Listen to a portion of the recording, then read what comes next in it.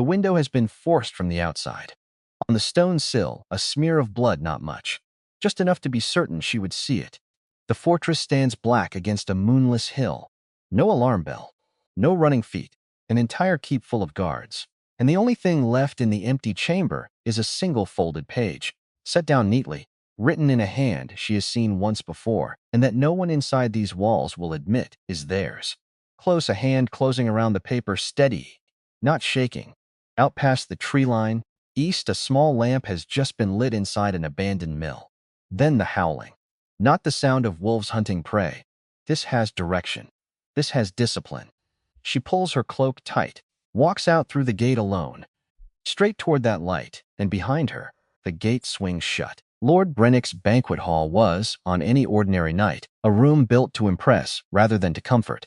High rafters, strung with iron chandeliers, that dripped candle wax onto the long tables below, no matter how carefully the servants tried to catch it. Tapestries depicting hunts that had never actually taken place, commissioned by Brennick's father to suggest a martial history the family had never quite earned. Tonight the hall held 40 guests instead of its usual dozen, every seat filled with someone connected, however loosely, to the Alpha King's approaching progress, and the noise of it, the overlapping conversations, the clatter of goblets and cutlery, the lute player working just hard enough to be heard over the din, without ever quite commanding it, pressed against Aveline's ears the entire evening like weather she'd learned to walk through without flinching. The wine went first, then the silence. Aveline felt the goblet leave her hand before she understood why. 1 second, it rested steady on the tray, balanced the way she had balanced 100 trays before it. The next second, Beta Garrick's boot connected with her hip, and the world tilted, and red wine arched through torchlight like something alive. Like something that wanted to be seen. It hit the floor. It hit her dress. It hit the silence that followed. And the silence was worse than the wine. Because the wine would dry. The silence would not. Every head in Lord Brennick's banquet hall turned toward her. Nobody moved. Nobody reached for a cloth, or a chair, or a word of comfort. They only watched. The way men watch weather. The way men watch something that isn't their problem yet. Clumsy girl, Garrick said. He did not look at her when he said it. He reached for a fresh goblet instead, his attention already sliding back to the Lord beside him, as if she had already stopped existing. Aveline stood very still. She did not apologize. She would not give him that. She was 23 years old, and she had been serving in this hall for 11 months, ever since her father's land had folded into Lord Brennick's territory, the way a candle folds into its own wax. She knew this floor. She knew which stones sat loose beneath the third table. She knew which candles burned fast and which ones lied about how much night was left. She had never broken a goblet. Not once. Not before tonight. The tray had slipped because his boot had made it slip. That was all. That was the whole of it. And around her, the hall exhaled, and the lute player in the corner resumed his soft melody. And the smell of roasted pheasant drifted back into the room like nothing had happened at all. Because nothing had happened. Not to them. She knelt. She gathered the broken clay with her bare hands, and one shard sliced the pad of her thumb, and she felt it the way a person feels a small pain when they are already carrying larger ones. Distantly. Almost politely. She pressed her thumb into her apron and did not let herself flinch. Her braid fell over one shoulder as she worked, gold catching the low light. She rose. She carried the shards to the kitchen corridor. Behind her, Beta Garrick's voice climbed louder, telling some story to the northern lord beside him, a man with a gray wolf sigil stitched into his cloak. Garrick wore the deep blue of the Ashen Pack, 3 silver threads at his collar, and he filled the room the way certain men always do. Loudly, carelessly, mistaking silence for respect. She had disliked him since the hour he arrived. 3 days now. Advance party for the Alpha King's progress through the southern territories. Advisors first. Guards first. The Beta first. The king himself somewhere behind them all, moving south like weather no one could stop. In the kitchen, Wren looked up from the hearth, eyes wide. 16, round-faced, still new enough to Brennick's service that her hands hadn't yet learned the particular flinch every kitchen girl eventually developed around raised voices. Did he do that on purpose? Wren asked. It's nothing, Aveline said. Your dress? I'll soak it tonight.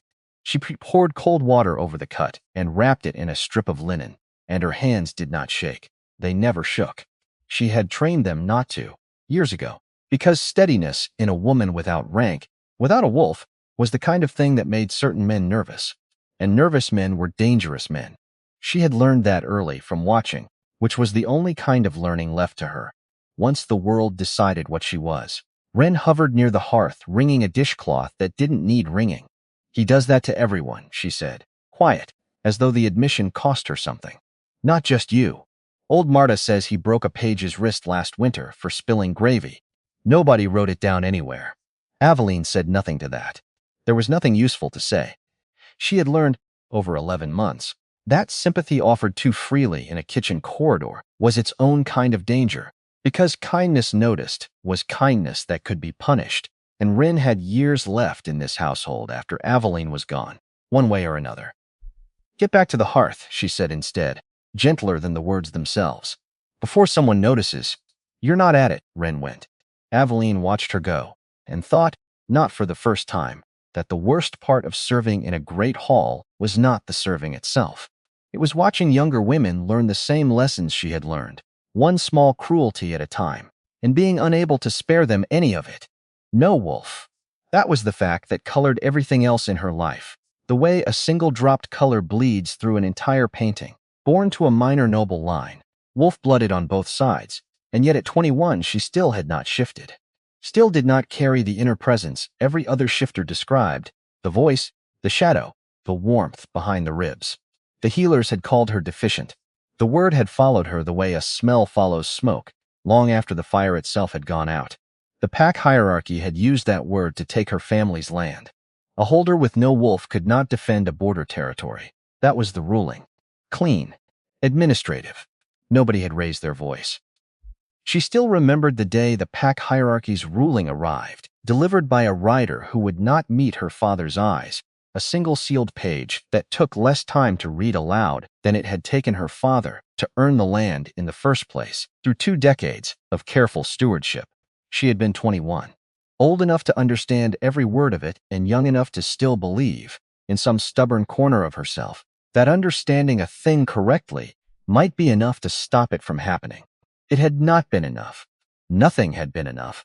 Her father had stood in their own hall, the reading room, where he'd taught her maps and letters, and the difference between a promise and an agreement, and had listened to a stranger explain, in the gentle, regretful tone men used when they wanted credit for cruelty, without the discomfort of owning it, that a border holding required a confirmed wolf to properly defend it, and that House Ashvane, tragically, did not currently possess one. You have a daughter of age, the writer had said, as though this were somehow a kindness he was extending rather than an accusation he was delivering. Perhaps in time, her father had not raised his voice. He never did, not in front of her, though she had heard him afterward through the thin wall of her own chamber, low and furious and entirely alone, grieving a thing that had not yet finished dying. In the morning he had been composed again, the way he always managed to be composed by morning, and he had told her, over a breakfast neither of them touched, that they would appeal to the Crown Archive the moment the season allowed travel. They never got the chance. He was dead within 4 months, and the appeal died with him, unfiled, unspoken. One more page that never made it into any registry at all. Her father had died not long after. Something the healer called heart failure. Something Aveline, privately, called a different word entirely, a word she had never once said aloud, not even to Dallin, because saying it aloud would make it a claim, and a claim needed proof, and she had none. Not yet. Her younger brother had been taken into Lord Brennick's household at her insistence. A page's position. Safe enough. Far enough from the kitchens that she didn't have to watch him scrub the same floors she scrubbed. He was 16. He still believed things could improve. She had stopped believing that months ago, but she had not stopped watching. Sometimes, in the smallest hours, she let herself remember him properly. Not the healer's careful, clinical account of his final week, but the man himself. Broad-shouldered, despite never once shifting his own frame into anything larger than what he was born with. Because their family's bloodline had always run thinner on wolves than most, generation after generation producing fewer shifted heirs than the pack hierarchy liked to admit. He had never seemed to mind it in himself, though she suspected now, looking back with a grown woman's eyes instead of a girl's, that the not minding had cost him more than he ever let show. He had taught her maps first. Before letters even, he had unrolled parchment across their kitchen table and shown her how borders were drawn not by mountains and rivers, but by treaties, by ink, by men who had never once walked the land they were dividing. Borders are agreements, Aveline, he told her, tracing the Ashvane holding with one finger. And agreements can be broken by anyone bold enough to write a new one. Remember that. Someday it may be the only weapon you have left. She had not understood him then. She understood him now with a clarity that ached. She redid her apron and went back into the hall, and the evening wore on the way. Evenings always wore on in that place, slow and grinding, and beneath the surface of it, cruel. She moved between tables with careful economy, refilling, clearing, her spine straight, her face a wall with nothing behind it. Garrick called for more wine twice. She served him both times without looking at his face. He did not acknowledge she existed either time. That was the normal shape of things, and she had made her peace with the shape of things a long time ago, or told herself she had, which was not quite the same, but close enough to get through a night. It was near the end of the third course that she heard it. She had bent to retrieve a dropped cloth beside the high table, close to the wall, behind the tall carved chairbacks, and she was invisible in the particular way serving women become invisible, which is to say completely, which is to say lords forget to lower their voices around furniture that happens to breathe. Not staying past the new moon, Garrick was saying. The king moves on to Greymore by then, and the girl. A second voice, lower. Careful. Lord Corvin. She would learn his name later, though in this moment he was only a voice behind a chairback, a voice with wine in it, a voice with something colder underneath the wine. The one from the Ashvane line, Corvin said. A pause. The sound of a goblet being lifted, drained, set down.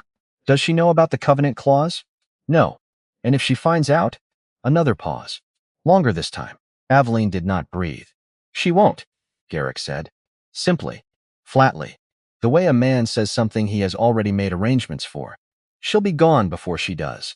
The word gone hung in the cold air between the chairbacks like smoke from a badly drawn chimney. It did not mean dismissed. It did not mean reassigned.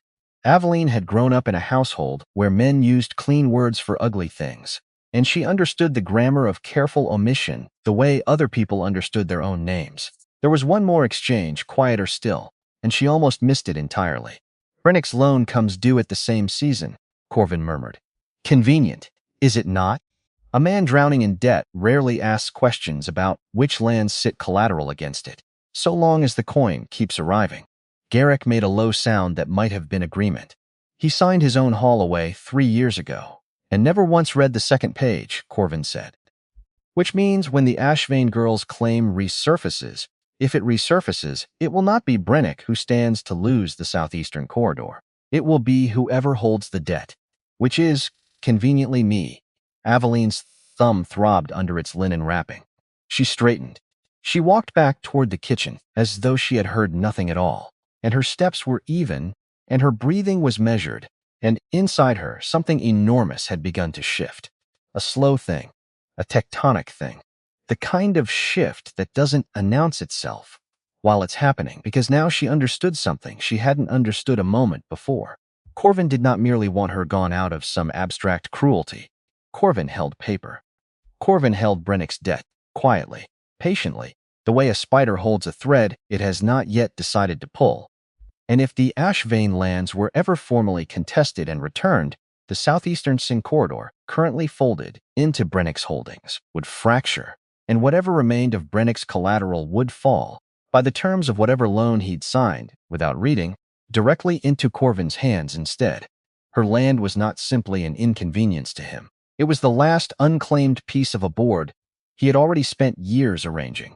Her mind was already working. It had always been her sharpest tool, sharper than any blade her father had ever put in her hand, and 11 months of invisibility had done nothing to dull it. Only sharpened it further. Ashvane line. Her mother's name. Her name. The one she hadn't spoken aloud in almost a year. Covenant clause. She didn't know yet exactly what the clause said, but she knew with the bone-deep certainty of someone who had survived a year on scraps of information that she needed to find out. Before the new moon. 6 days. She carried 3 clean trenchers back into the hall for the final course, and her expression was composed, and her braid caught the chandelier light as she crossed the room, and Beta Garrick did not look at her. Lord Corvin refilled his own goblet, unbothered, unwatched, unaware that the serving woman crossing his line of sight had just rearranged the entire architecture of her future in the space of 40 feet of stone floor. Neither man noticed that her hands, resting against the wooden trenchers, were entirely, perfectly still. She served the remainder of the evening in a kind of controlled fog, her body performing every familiar motion, refilling, clearing, bowing her head at the appropriate moments, while her mind worked steadily beneath the surface, turning over exactly what she had heard and exactly what it demanded of her. 6 days. She had 6 days to become someone capable of walking into a locked room and coming out the other side with proof enough to matter, and she had spent the entire walk back to the kitchen corridor, that first time already building the shape of the plan, discarding pieces that felt too risky, keeping the ones that felt merely dangerous, because dangerous, she had learned long ago, was simply the ordinary cost of surviving in a world that had already decided she wasn't meant to. The hall finally emptied past midnight. The last of Brennick's guests, retiring to chambers. Aveline had helped prepare herself earlier that same evening, and she waited a further hour beyond that. Sitting alone in the small alcove off the kitchen, where the serving staff took their rest between courses, listening to the great house settle into the particular silence that only comes once every candle, but one has been extinguished. The record room stayed locked after Compline.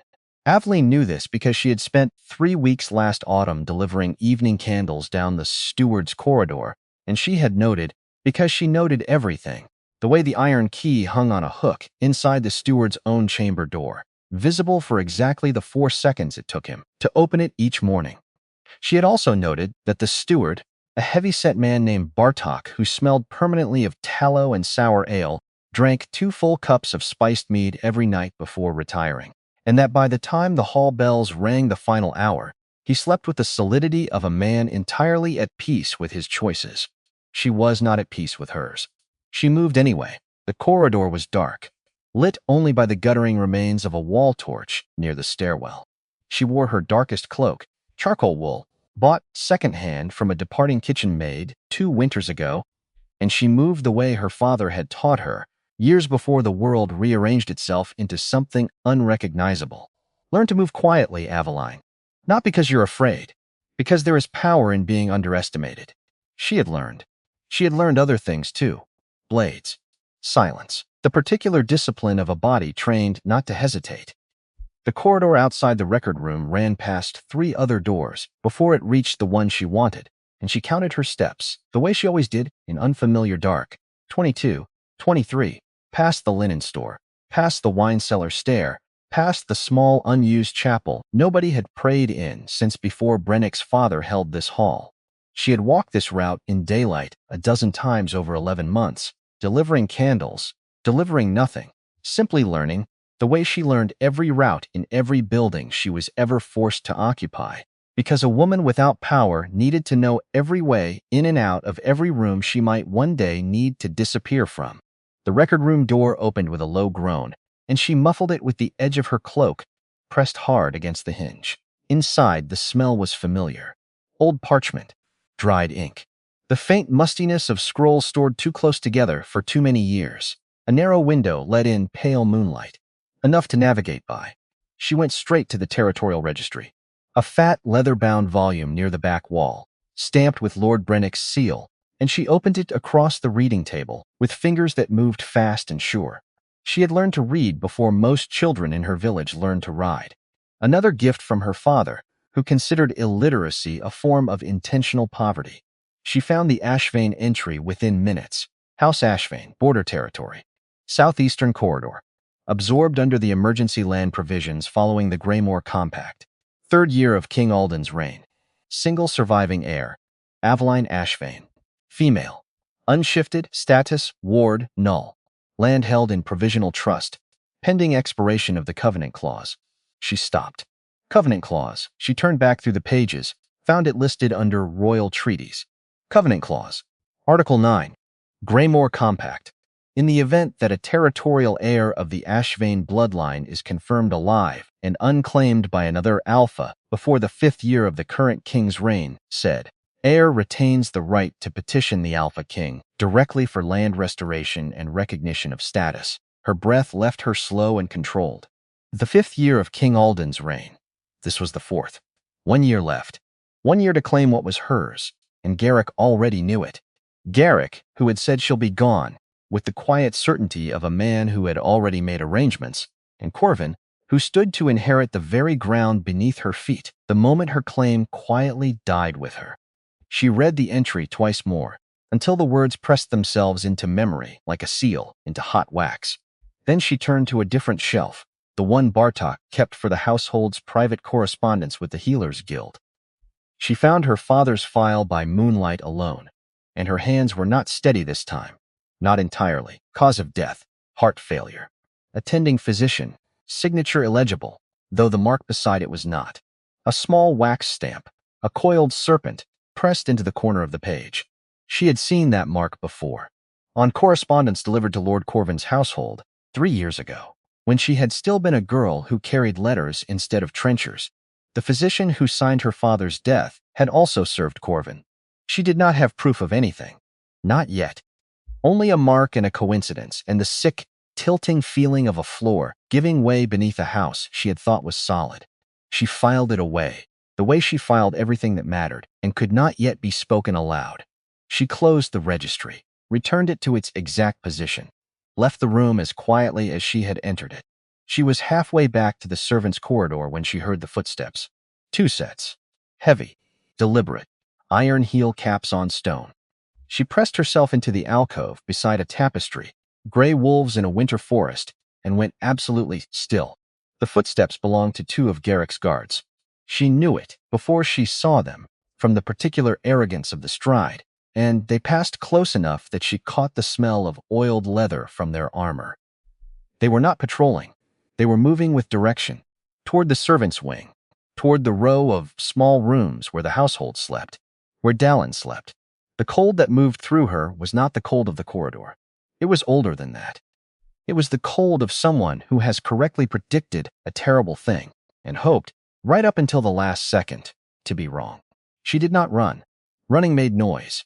She cut through the back passage instead, a shortcut she had found in her second week here, and she reached the servants' wing 30 seconds before the guards turned the corner into the main approach. Dallin's door was the third on the left. She opened it without knocking, slipped inside, closed it behind her in one motion. Her brother was asleep, curled on his narrow pallet, one arm thrown over his face. 16 years old, and in sleep he looked younger, all the careful composure he'd been practicing, gone soft at the edges. Just a boy with her same gold hair and their father's long hands. Dallin, quiet, but with force, the way their father used to say her name when urgency was required, but panic was not permitted. He woke immediately. He had always been a light sleeper. Aveline. His voice was rough with sleep. Then he read her face, and his own sharpened to match it. What? Get your boots now. He didn't ask questions.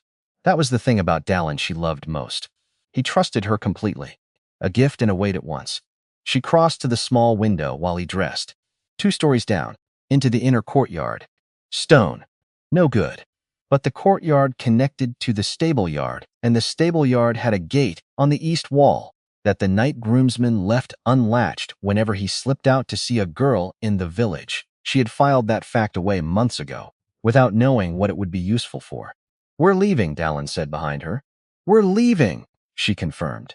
Tonight. He picked up a small leather satchel from beneath his pallet, already packed. Some part of him had been expecting this longer than she'd realized. He looked at her with their father's steady gray eyes. You found something. I found several things. I'll explain when we're clear of the walls. He didn't argue. He never argued. Not about the things that mattered, and she loved him for it and worried about him for the exact same reason, because a boy who trusted this completely was a boy who could be led anywhere by anyone patient enough to earn that trust falsely. She had spent 11 months trying to teach him caution without teaching him fear, and she was still not certain she'd found the line between the two. She eased his door open a crack. The corridor was empty. They moved together. Down the servants' stair, through the cold lower courtyard, across the shadow-dark stable yard, night air biting at their faces, and the gate on the east wall was, as noted, unlatched. It swung open under her hand without a sound. Beyond it, the edge of the village. Beyond the village, the thornwood. 3 leagues of dense forest, marking the boundary between Brennick's territory and the open roads of the eastern corridor. She didn't stop moving until the castle walls were behind them and the trees had closed overhead. Only then did she let herself breathe. Dallin stopped beside her, breath clouding in the cold, looking back at the distant torchlight of the walls. "Aveline," he said it carefully. "What exactly did you find in there?" She pulled her cloak tighter.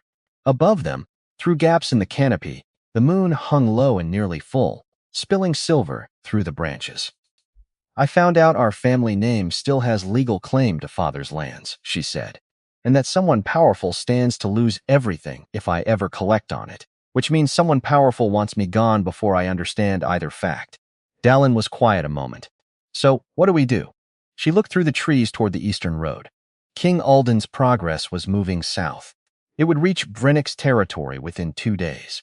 And before the new moon, before Garrick could execute whatever calm arrangement he'd made over roasted pheasant and expensive wine, she needed to reach the Alpha King herself. Directly. "She'll be gone," he had said. "We find the king," she said. They made it 3 leagues into the thornwood before Aveline heard the wolves. Not close yet, but in a forest at night, sound bends around trunks and pools in low ground, arriving from unexpected directions. She had grown up near a forest. She knew the difference between wolves hunting prey and wolves hunting something with intent. This was the latter. Too deliberate, too measured, covering ground in a sweep instead of a chase. "They're running a grid," she said quietly. Dallin looked at her sideways. "How do you know that?" "Because I would." She changed their direction without breaking stride, angling northeast, toward the ridge where the ground rose rocky and uneven. Shifted wolves moved faster on flat ground. The ridge would cost speed. It would gain them the high approach to the King's Road, which cut through the northern edge of the thornwood, and was, according to every traveler through the village this past week, the very route the royal progress was taking south. Dallin kept pace without complaint. 16 and lean, their father's endurance in his legs, and she was quietly, fiercely proud of him for not once asking her to slow down even as branches tore at his sleeves and his breath came ragged in the cold. Aveline had both endurance and training. She had simply kept the training invisible.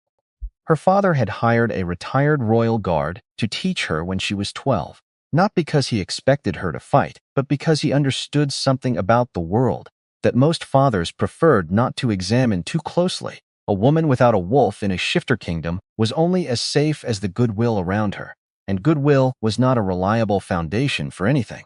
The guard's name had been Corvin, an old soldier missing 2 fingers on his left hand and half his patience for excuses, and he had drilled her through 3 winters in the empty barn behind their holding, teaching her to read a man's shoulders before his fists, to find the 6 inches of space that mattered in any fight and take it before her opponent knew it was gone. Her father had watched some of those sessions from the doorway, arms crossed, saying nothing, and only once had she asked him why he'd arranged it at all, when he so clearly hoped she'd never need it. "Because hope is not a plan, Aveline," he had told her. "It is only ever the thing you fall back on once the plan has already failed." She had trained for 7 years. She hadn't trained in almost 2. But the body remembers what it's given. And tonight, moving through black trees with her brother's breath loud beside her, she was grateful, fiercely and specifically, for every bruised, exhausting hour of it. The howl came from the south, closer now. Then another, southeast. The second wolf adjusting, responding, communicating. Professional. She touched Dallin's arm. They stopped. In the silence, she heard something else. Hoofbeats on stone. Multiple horses. Heavy-gaited. The sound of a disciplined party moving at pace on a paved road, close perhaps a quarter league north through the tree line. "The King's Road." "Go," she said. They ran.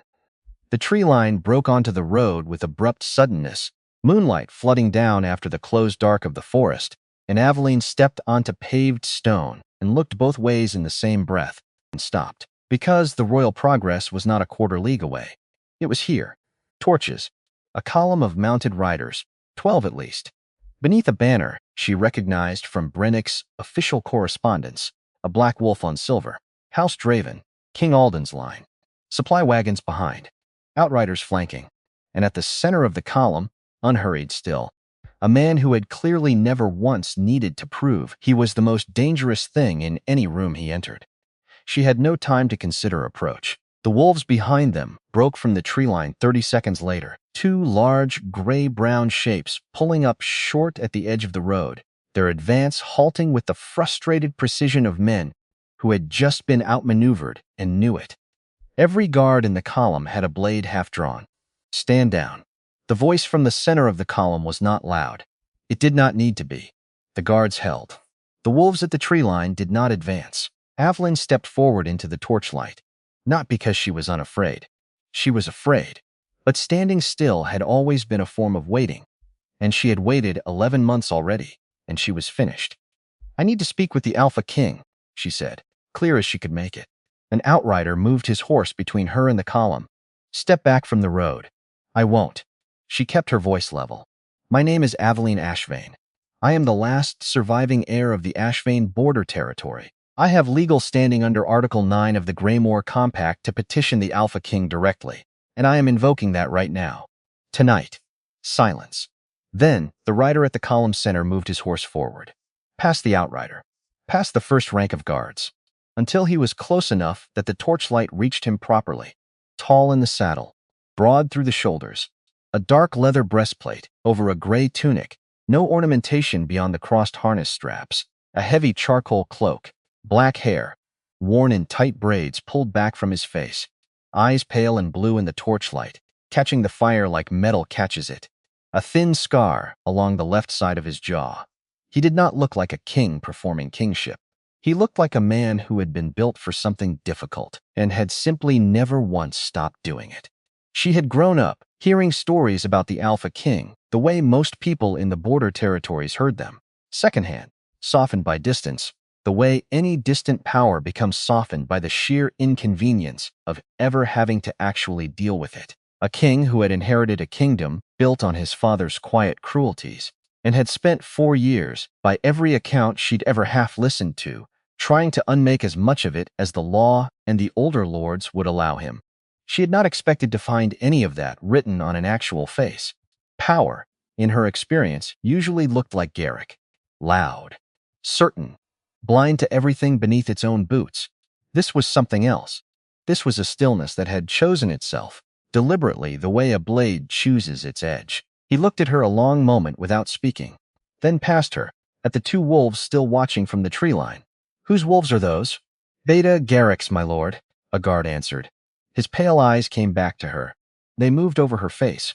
Her stance, the linen wrapped around her thumb, the faint stain on the side of her gray dress that the cloak didn't fully hide. "You're injured," he said. "It's minor." "I didn't ask if it was minor." She met his gaze and did not look away. "A cut," she said, "from a broken goblet. It happened in Lord Brennick's hall this evening." "How did the goblet break?" "Beta Garrick's boot connected with my hip as I passed his chair," she said. The tray slipped. The king said nothing for a moment. Behind him, the column stood entirely still. "Dallin," she said without turning, "come out of the tree line." Her brother stepped into the torchlight beside her, satchel over one shoulder, jaw set in a passable imitation of her own composure. The king looked at the boy, then back at her. "You came to the road at night, through a wolf pursuit, with a legal citation and a younger brother." Something in his voice was not quite dry humor, and not quite admiration. "I had very little else to bring," she said. A cut thumb and a stolen name seemed insufficient on their own. Something almost like a smile moved across his face, there and gone so quickly, she nearly convinced herself she'd imagined it. "Yes," she said simply. He was quiet another moment. Then he dismounted. Not quickly. He walked toward her and stopped 2 arms' lengths away, close enough to speak without the column overhearing. "Article 9 requires a formal hearing," he said quietly. "Not a roadside claim in the middle of the night." "I know." "Then you know I cannot restore your lands on the strength of a single conversation." "I'm not asking you to," she said. "I'm asking you not to let your beta have me killed before I can request one." Another silence. His pale eyes held hers with an attention that did not skim. "You believe he intends to kill you." I believe he said I would be gone before the new moon. And I believe he sent 2 of his wolves into the thornwood 2 hours after I overheard him say it." She watched something shift behind his expression. A tightening at the jaw, gone almost before it fully formed. Behind him, she noticed, several of the mounted guards had gone very still in a way that told her this was not the first time they'd watched their king absorb bad news about someone within his own court without letting it show on his face. It was, she understood suddenly, a practiced stillness, the kind a man cultivated only after years of learning that fury shown too plainly could be read as weakness by exactly the wrong people. He turned toward his column. "Rovin." A senior guard moved forward. "Escort Beta Garrick's men back to Brennick's castle. Inform Lord Brennick his guests will be departing at first light." A pause. "Send Garrick to me." "Yes, my lord." He turned back to her. "You and your brother will travel with the progress tonight." It was not a question. Behind them, distantly, the sound of the column's rear guard reforming carried faintly through the trees, and somewhere back toward Brennick's castle, Aveline knew the household would wake in a few hours to find its most honored guests departed without proper ceremony. And Lord Brennick himself would spend that morning, and likely several mornings after, trying to understand exactly what had transpired on the road overnight and how thoroughly it had already slipped beyond his control. She found she felt no particular pity for him. He had signed away his own hall's future without reading the second page, and a man who traded his household's fate for convenience rarely deserved much sympathy when that convenience finally, inevitably, came due. "I don't require your charity," she said, then stopped because that wasn't accurate, and she knew it. "You require protection," he said without inflection. "That isn't charity. That's a king's obligation to a subject invoking a legal right." He held her gaze. "Do you accept?" She looked at this man who had dismounted in the middle of a night road to speak with a serving woman at eye level, and felt something she didn't entirely trust. "Yes," she said. They gave her a tent, not a servant's corner in a supply wagon, not a blanket near the horses. An actual tent, small but solid, canvas floor, a folded wool blanket, a copper basin of water still faintly warm. Dallin was placed in the tent beside hers, close enough that she could hear him shift on his pallet through the thin canvas wall. She heard him whisper her name once, quiet, testing whether she was still awake. "Aveline."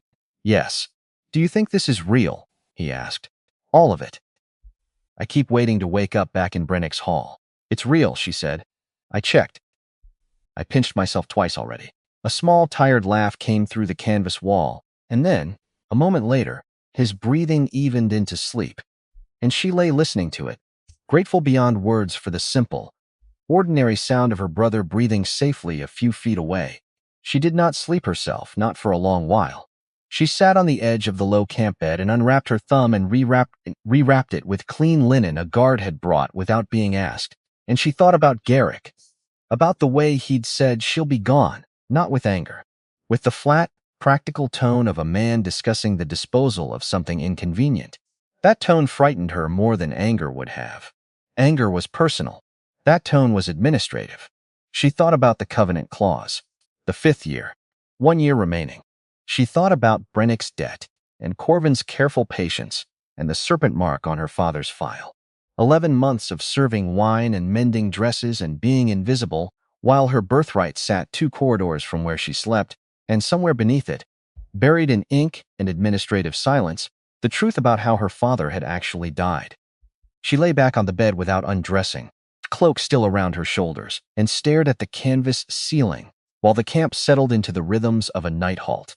Somewhere beyond the tent wall, a guard changed shifts with another, low voices exchanging the day's mundane accounting. Nothing stolen, nothing burned, the horses fed, the perimeter clear. Ordinary words. She found she had nearly forgotten what ordinary sounded like after 11 months of listening for the specific silence that preceded something breaking. At some point, without deciding to, she slept.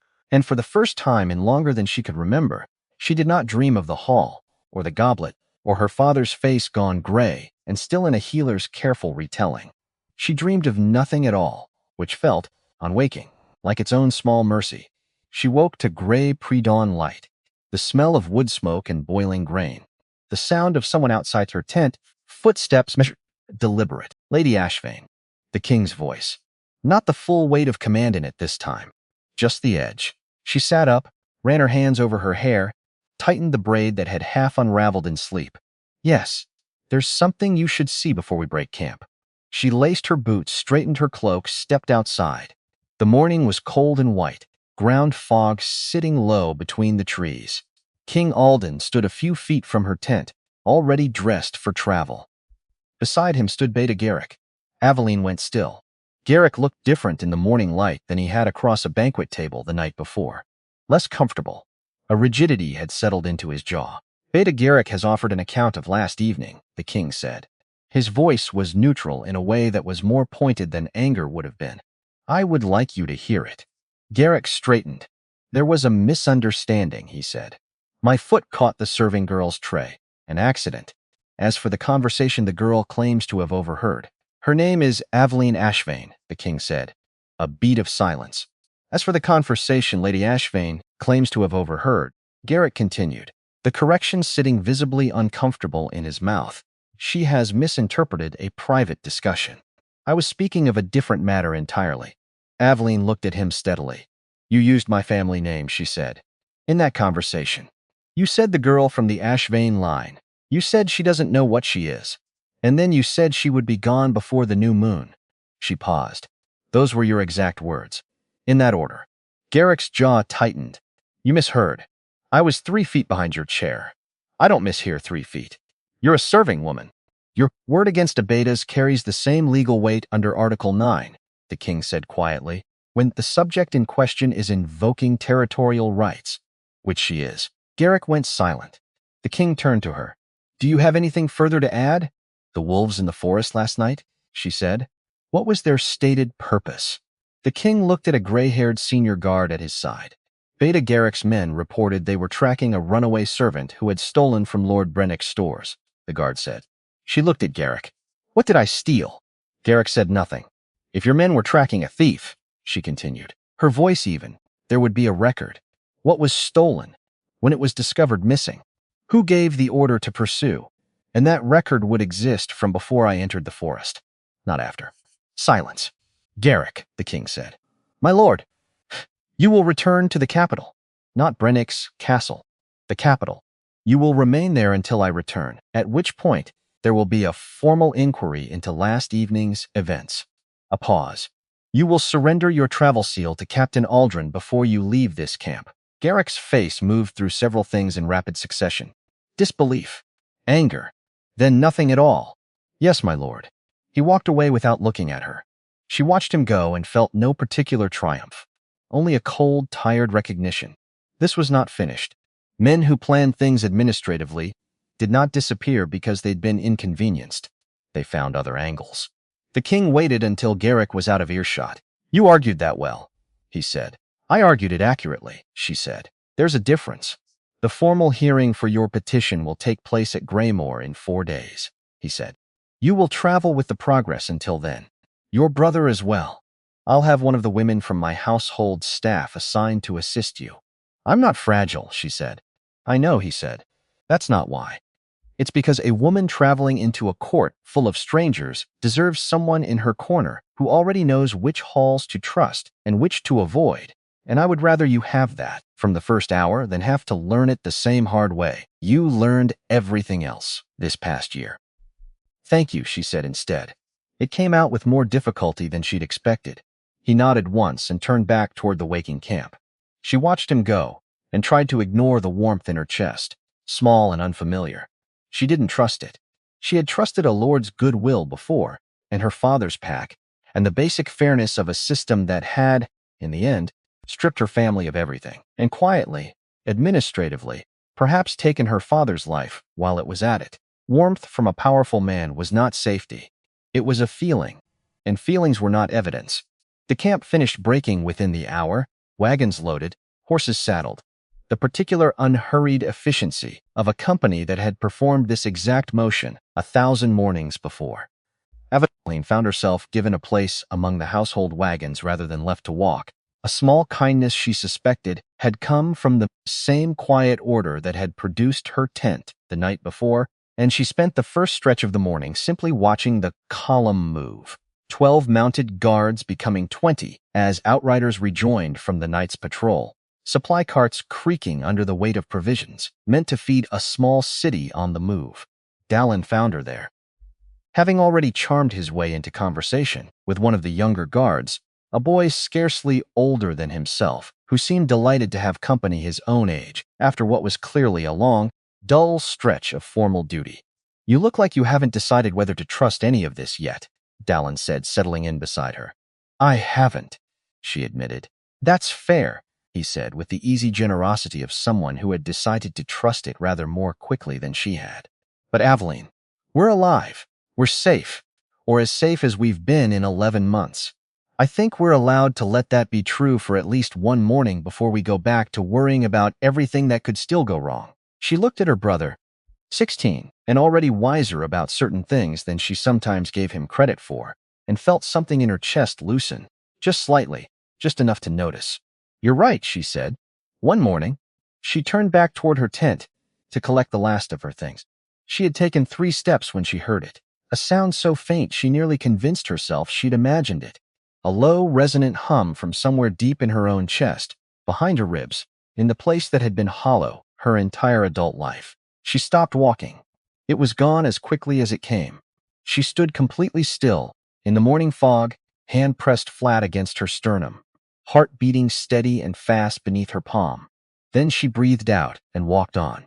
Whatever that sound was, it would still be there tomorrow, and she had a hearing to prepare for, a brother to protect, a dead father's file with a serpent mark on it that she had not yet found the courage to mention to anyone. 4 days to Greymore. She had survived 11 months on far less time than that. She could survive 4 more. 4 days to Greymore. That was the arithmetic Aveline had been given, and arithmetic, she had learned long ago, was the only kind of promise worth trusting. The camp broke at first light. Tents folded into canvas rolls.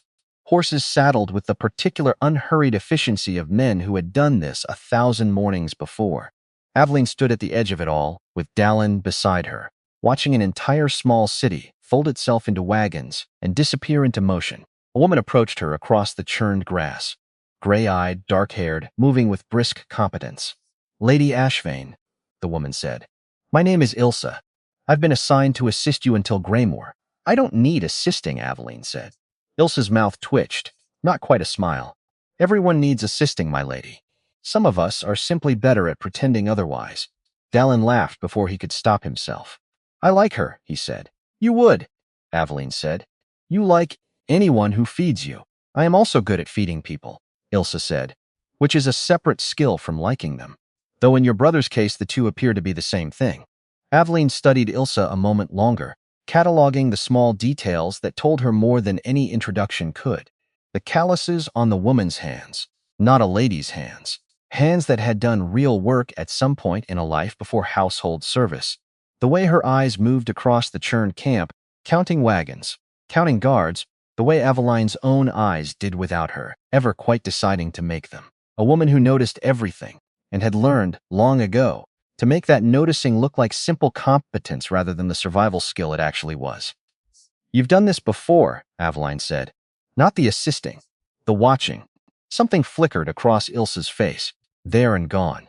"I have done a great many things before, my lady," she said. "Assisting is simply the one that pays best now." The wagon Ilsa led them to was not a supply cart. It was a proper traveling coach, dark wood, iron-bound wheels. The black wolf of House Draven stamped discreetly into the door panel. "This is the king's," Aveline said.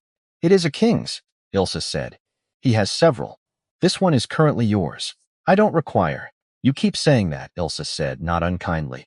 "And each time, my lady, you require it anyway." She climbed into the coach.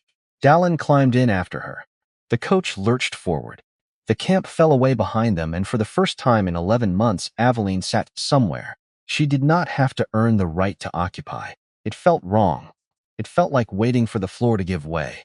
Dallin, unbothered by any such feeling, had already claimed the better half of the breadbasket and was watching the passing forest with the open, uncomplicated wonder of a boy who had spent most of the last year believing his future consisted entirely of a page's modest ceiling. "Do you think it's true?" he asked, around a mouthful of bread. "What they say about Greymore, That the fortress has a bell that only rings for coronations and funerals, and nothing else, ever. I don't know, she said. I've never been. Neither have I, he said, delighted by the fact rather than daunted by it, and she envied him that, briefly and completely, the particular freedom of being 16 and frightened and still finding room, somehow, for wonder. You should sleep, she told him. It's a long road. I'm not tired. You will be. He was, within the hour, his head tipping sideways against the window glass, and Aveline sat beside him in the quiet, and allowed herself finally the luxury of simply watching him breathe. They rode in silence for the better part of an hour. Dallin fell asleep against the window, and Aveline watched the forest slide past and turned the last 2 days over in her mind. Garrick's voice. She'll be gone. Corvin's voice, colder, careful, tallying a debt against her family's land, as though it were already his. The serpent mark on her father's file. She had not told the king about the mark. She had told him everything else. The goblet, the boot, the overheard conversation, the wolves in the thornwood, and she had left out the one thing that mattered most, because the mark was not evidence. It was a feeling with a wax stamp attached to it. Except a physician did not simply happen to serve 2 households at once. Except her father had been 41 years old and had ridden and fenced and worked the border holding with his own 2 hands until the week before he died. Except grief did strange things to a man's heart. Everyone had told her that at the time, and she had believed it because she had needed to believe something. Until now. Until she had a name for the man who might have wanted her father gone, and a debt ledger that explained exactly why. Dallin stirred against the window, murmured something in his sleep, and Aveline reached over and smoothed his hair back from his forehead the way she had when he was small, and thought, with a clarity that frightened her a little, I am going to find out what happened to you, Papa, whatever it costs. The king rode alongside the coach for a portion of the second day. You're not sleeping, he said finally. I'm sleeping fine. You have the look of a woman doing arithmetic in her head. That is not the same as sleep. She turned to look at him properly. Do you always study people this closely? Or am I a special case? I study everyone this closely, he said. It is, unfortunately, the only setting I have. You have questions, he said, about the hearing, about what happens after. I have questions about a great many things. Ask one. Why did you write Article 9, she asked. The real reason. Not the one you gave the council. My father absorbed border territories the way other men collect debts, he said. Efficiently, without sentiment. When I took the crown, I could not undo everything he had done. So I wrote a clause instead. A narrow door. Enough that a family who survived long enough and proved their claim clean enough could walk back through it. I found it, she said. You found it, he agreed. Which tells me either you are exceptionally resourceful or someone left the door open on purpose and did not expect you to notice which room it led to. She went very still. You think Garrick knew about the clause before I did. I think, he said carefully, that Garrick did not simply happen to know your family name. Those are specific details, Lady Ashvane. A man does not carry them in his head by accident. Someone gave them to him. Lord Corvin, she said quietly. What do you know about Corvin? He asked. Only that he was in the conversation I overheard, and that he spoke as though my family's land were a debt already owed to him. Something about Lord Brennick's finances, my lord. About a loan Brennick signed without reading the second page. The king went very still, the same way she'd learned to recognize as his version of alarm. Brennick has been quietly indebted to a northern creditor. For 3 years, he said slowly. I never knew the creditor's name. If it's Corvin, and if the southeastern corridor sits as collateral against that debt, then my land is not simply an inconvenience to him, she said. It's the last unclaimed piece of something he's already spent years arranging to own outright. The king was silent a long moment, riding alongside the coach. That is worth remembering at the hearing, he said finally. Though say it precisely as you just said it to me. Nothing added. Nothing assumed. I'm aware of the difference, she said. I've had 11 months of practice keeping the two separate. That evening, at the knight's camp, Ilsa found her sitting alone at the edge of the firelight. You're doing the thing again, Ilsa said. What thing? The arithmetic thing. His Majesty mentioned it. He discusses me with his staff. He discusses everyone with his staff, Ilsa said. It is, unfortunately, the only setting he has. Can I ask you something? Aveline said. Ilsa nodded. Dallin, meanwhile, had found his own small foothold at Greymore, assigned by the king's own household master, to shadow a senior page through the fortress's daily routines, while his sister's petition worked its way through formal channels. He returned from his first full day of it, flushed with an enthusiasm Aveline hadn't seen in him since before their father died, full of accounts of sword drills and etiquette lessons, and a stern old master-at-arms, who had, apparently, called him promising within the first hour. A word Dallin repeated at least 4 times over supper, as though testing whether it would still feel true by the 4th telling. "He called me promising," Dallin said again, entirely unprompted, while Ilsa poured the evening stew. "We heard you the first time," Ilsa said, not unkindly. "I'm allowing myself to enjoy it," he said, with the particular dignity of a boy determined not to be embarrassed out of his own happiness. "It has been a difficult year. I am owed at least one word like promising."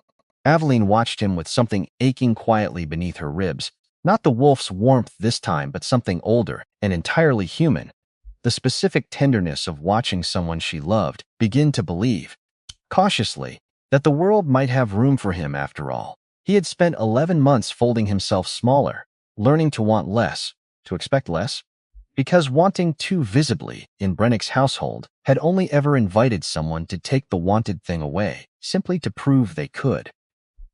Here, for the first time in longer than either of them could easily measure, he was allowing himself to want something out loud, and she found she would have burned Greymore to the ground before she let anyone take that particular permission away from him again.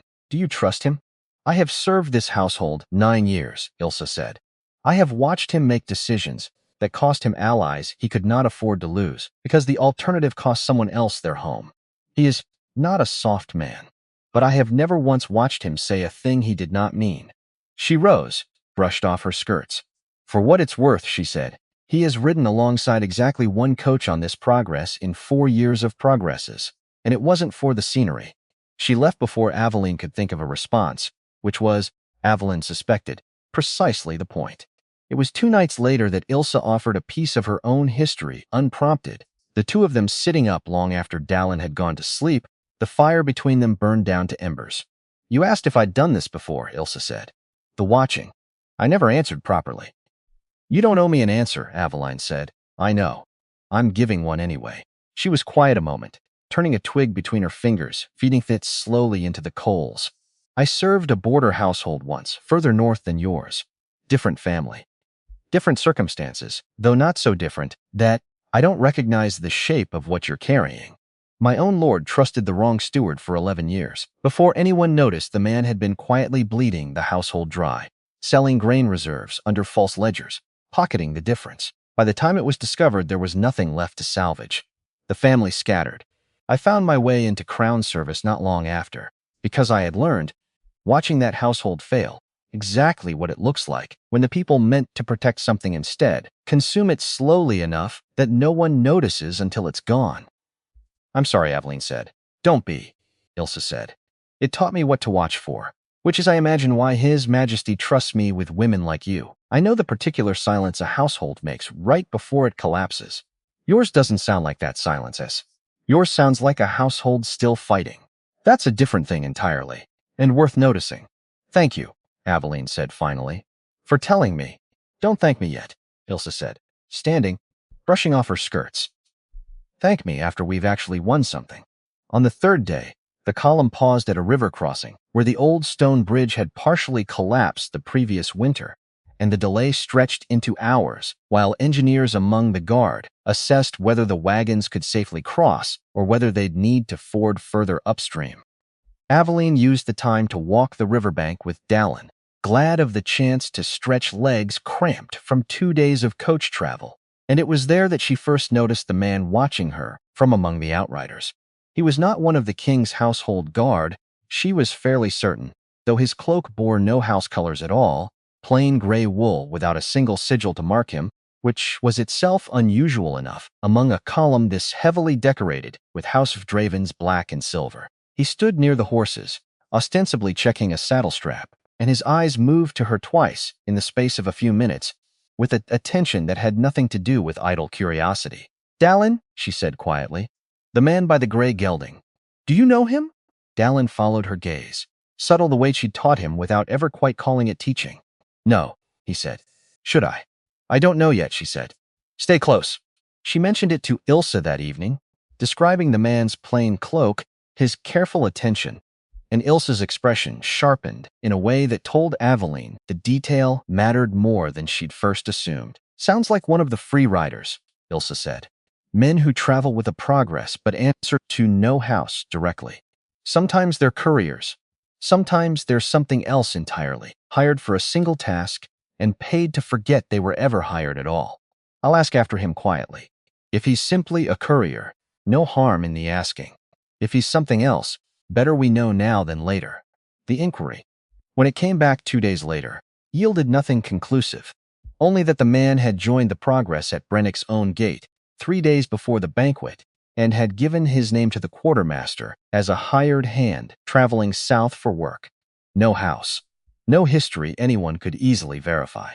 He left the column entirely somewhere before Greymoor, slipping away in the confusion of the bridge crossing, and Aveline never saw him again. Though the unease he'd left behind lingered considerably longer than his presence had, a small cold thread she filed away alongside everything else she could not yet prove but refused to forget. The 4th day brought rain, hard and gray, turning the road to churned mud and slowing the column to little more than a crawl. Inside the coach, Dallin grew restless in the particular way 16-year-old boys grow restless when confined too long with nothing to occupy them but their own thoughts. "Tell me about him," Dallin said, apropos of nothing, watching rain streak down the window glass. "About who?" "You know who." She did know who, and resented briefly. How transparent she apparently was, to a boy who had spent most of the last 11 months more concerned with his own survival than hers. "There's nothing to tell," she said. Dallin gave her a look that was entirely their father's look, the one that meant he was choosing, generously, not to argue with an obvious lie. "He rode next to your window for an hour. 2 days back," Dallin said. "I was awake for part of it." "You should know I was awake. You were meant to be asleep." "I was resting my eyes," he said with the wounded dignity of a boy, caught doing exactly what he'd been caught doing. "That's different." She sighed, and something in her chest, tight for days now, loosened slightly at the familiar rhythm of teasing her brother, a rhythm that belonged to a version of their life that existed before Brennick's Hall, before goblets and boots and administrative disappearances. "He's a king investigating a threat against a petitioner under his own law," she said. "That's all this is." Dallin's eyebrows climbed skeptically toward his hairline. "That's all this is," he repeated.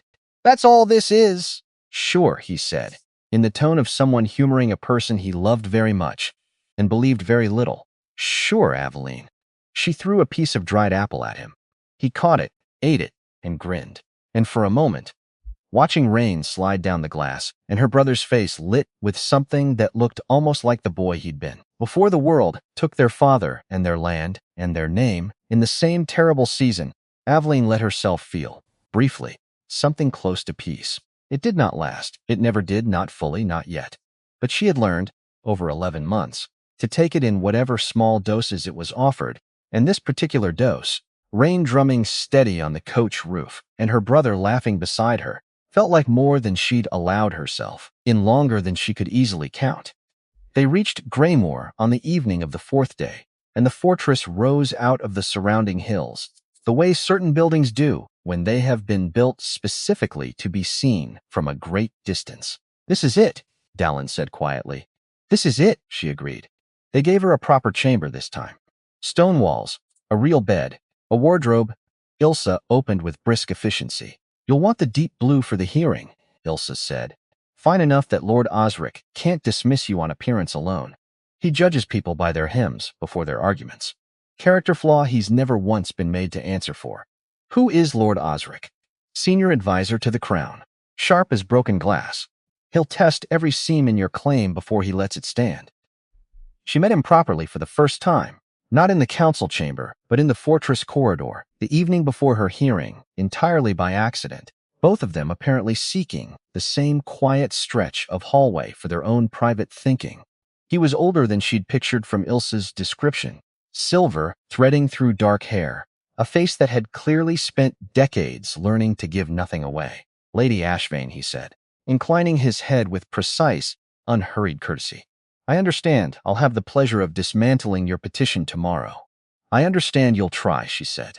Something flickered at the corner of his mouth. Not quite a smile. Most petitioners flinch when I say that aloud beforehand, he said. You did not. I've had 11 months of people trying to dismantle things that mattered to me, she said. I find it's easier to simply expect it than to hope otherwise. He studied her a long moment, the particular attention of a man weighing a claim. Before he'd even heard it argued. A pragmatic answer, he said. I find I distrust petitioners who arrive frightened of scrutiny nearly as much as I distrust those who arrive too confident of surviving it. You seem, Lady Ashvane, to be neither. That is, in my considerable experience, the rarest combination to walk into that chamber. Is that meant as encouragement? She asked. It is meant as observation, he said. I do not deal in encouragement. I deal in evidence. Bring me enough of it tomorrow, and the encouragement will take care of itself.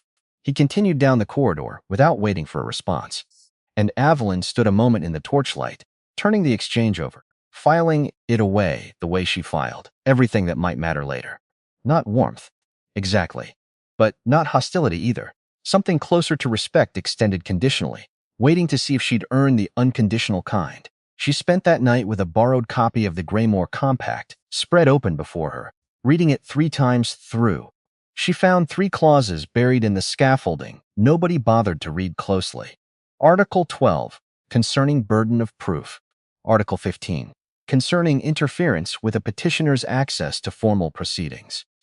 And a footnote to Article 9 itself, clarifying that the clause applied to wolf-blooded heirs, regardless of confirmed shift status, provided the bloodline could be established through documentary or testimonial evidence. She read that footnote 4 times, and allowed herself, for the first time in 4 days, something dangerously close to hope. She wrote late into the night, drafting and redrafting her petition by candlelight, testing each sentence against every objection she could imagine Osric raising, until the words felt less like pleading and more like architecture, something built to hold weight. Her father had taught her that too, though he'd taught it through mathematics rather than law, showing her how a bridge held its span, not through strength alone, but through the precise distribution of that strength across every joint, so that no single failure could bring the whole structure down. An argument built the same way, he used to say, could survive almost anything, provided you'd found every weak joint before your opponent did. She found 4. She reinforced all 4. And when the candle finally guttered low enough that she could no longer trust her own handwriting, she set the pages aside and sat a long moment in the dark, listening to Greymore settle around her, stone breathing the way old buildings breathe, and thought, with something almost like peace, whatever happens tomorrow, I did not go into that room unprepared. My father did not raise a woman who goes into rooms unprepared. Morning came gray and cold. Aveline, dressed in the deep blue, her braid pinned neat. You look ready, Ilsa said. I am ready, Aveline said, and was almost surprised to find it was true. The council chamber was exactly as forbidding as she had imagined it. 4 territorial lords along one side. Lord Osric, thin, sharp-featured, watching her enter with the attention of a man already composing his objections. And at the center of the table, King Alden. Lady Ashvane, the king said. You may present your petition, my lords, she began. My name is Aveline Ashvane. I am the sole surviving heir of House Ashvane, a border holding absorbed under the emergency land provisions following the 3rd year of His Majesty's reign. I invoke my right under Article 9 of the Greymore Compact. She laid out the bloodline, the land absorption, the timeline. She cited the record room entry, the covenant clause copied from memory with a precision that made Lord Osric's pen pause mid-note. I would also direct the council's attention to the footnote appended to Article 9, she said, which clarifies that the covenant clause applies to wolf-blooded heirs, regardless of confirmed shift status, provided the bloodline can be established through documentary or testimonial evidence. Silence settled over the table. Lord Osric leaned forward. The claim is technically sound, he said. However, a claim resting on a footnote is a claim of resting on the narrowest possible reading of the law. Then challenge it, Aveline said. The chamber went very still. Very well, he said. If your bloodline claim rests on documentary evidence and not on a confirmed shift, How do you propose the council distinguish your claim from that of any ambitious commoner who might forge a similar registry entry? Because a forged entry would not carry Lord Corvin's seal and would not be cross-referenced against the original absorption record filed with the Crown's own archive, she said. I would ask the council to compare the Brennick registry entry against the Crown's copy. If they match in every particular, forgery becomes considerably harder to argue. And if they do not match, he said, then my claim fails on its own evidence, and I would expect the council to rule accordingly, she said. I am not asking to be believed. I am asking to be checked. One of the territorial lords, a heavy-set man with a southern accent and interests, she would later learn, uncomfortably close to Corvin's own holdings, cleared his throat before the ruling could be finalized. I would raise a concern regarding precedent, he said. If every displaced heir may resurrect a claim on the strength of a footnote and a childhood memory of her own family's seal, the council will spend the next decade relitigating every border absorption since the war. Where does it end? It ends, the king said, with a patience that did not fully disguise the edge beneath it, at the 5th year of my reign, which is the plain limit written into the clause itself. Lady Ashvane's claim is not a precedent for endless litigation. It is the exercise of a right that has always existed, simply unused until now, because most families in her position did not survive long enough, or were not resourceful enough, to find the door. I would remind the council that the narrowness of this right was the entire design. It was never meant to open easily. The Lord subsided, though not, Aveline noted, entirely satisfied, and she filed his face away, the same way she filed everything. A name to remember, an interest to watch. The Crown's archive copy will be retrieved and compared against the Brennick registry entry before this council reconvenes, the king said. In the interim, Lady Ashvane's petition remains active under provisional standing. Dallin found her 20 minutes later in the corridor. You were incredible, he said. Even Osric looked impressed. It's not finished, she said. It's provisional. She found the king that evening in the fortress library. Alone, a map of the Eastern Territory spread open before him. I wanted to thank you, she said properly, for today. You thanked me on the road 4 days ago, he said. That was relief. This sounds deliberate. It is deliberate. May I ask you something? She said. Yes. Why does it matter to you? My claim. My lands. Because your father was right, he said. About what the clause was meant to protect. I wrote it because I understood that families like yours would be displaced by decisions my father made, and that the system would not correct itself without a mechanism forcing it to. His jaw tightened. I did not anticipate that men within my own court would use their position to prevent the clause from ever being invoked at all, or that Brennick's own debts would become the leash pulling those men. Garrick, she said, and possibly others, he said carefully. There is something else, she said. Something I haven't told you. He looked at her, waiting. My father's death was recorded as heart failure, she said. I found his file in the same record room. The attending physician's signature was illegible. The mark beside it was not. A serpent coiled. I had seen that mark before on correspondence delivered to Lord Corvin's household 3 years before my father died. The candle flickered. King Alden went very still. You believe Corvin had your father killed, he said. I believe I have a pattern, she said. I don't have proof. I know the difference. She had rehearsed saying it aloud a dozen times in her own head over the past weeks, and every rehearsal had felt like carrying something too heavy to lift without her voice, breaking somewhere in the middle. Saying it now, finally, to someone who did not flinch away from the weight of it, felt instead like setting the heaviest part of it down, if only for a moment, if only long enough to breathe properly around the edges of it. I have carried this alone since the night I read his file, she admitted, quieter. Now, I told myself I was being careful, waiting for proof before I spoke it aloud to anyone, even Dallin. I think, if I am honest, I was also simply afraid that if I said it and no one believed me, I would have to carry both things at once. The grief and the loneliness of being the only person who thought it mattered. You are not alone in it now, he said, and the plainness of the statement carried more weight than any elaborate reassurance could have. Whatever this becomes, whatever we find, you will not carry it alone again. That is not charity either, Lady Ashvane. That is simply what happens once a thing is spoken aloud to someone willing to listen. Then we find the proof, he said, quietly, carefully. Then we start there, she said. The Crown Archive copy arrived 6 days later. King Alden had it laid alongside the Brennick copy in the same council chamber, with only Osric present as witness. They matched. Every particular. Aveline stood very still as the two clerks confirmed it a second time, then a third. Their careful, methodical voices, reading out boundary markers and dates and heir designations that lined up, again and again, with a precision that felt, after everything, almost anticlimactic in its simplicity. She had expected the moment to feel larger than it did. Instead, it felt quiet, almost gentle.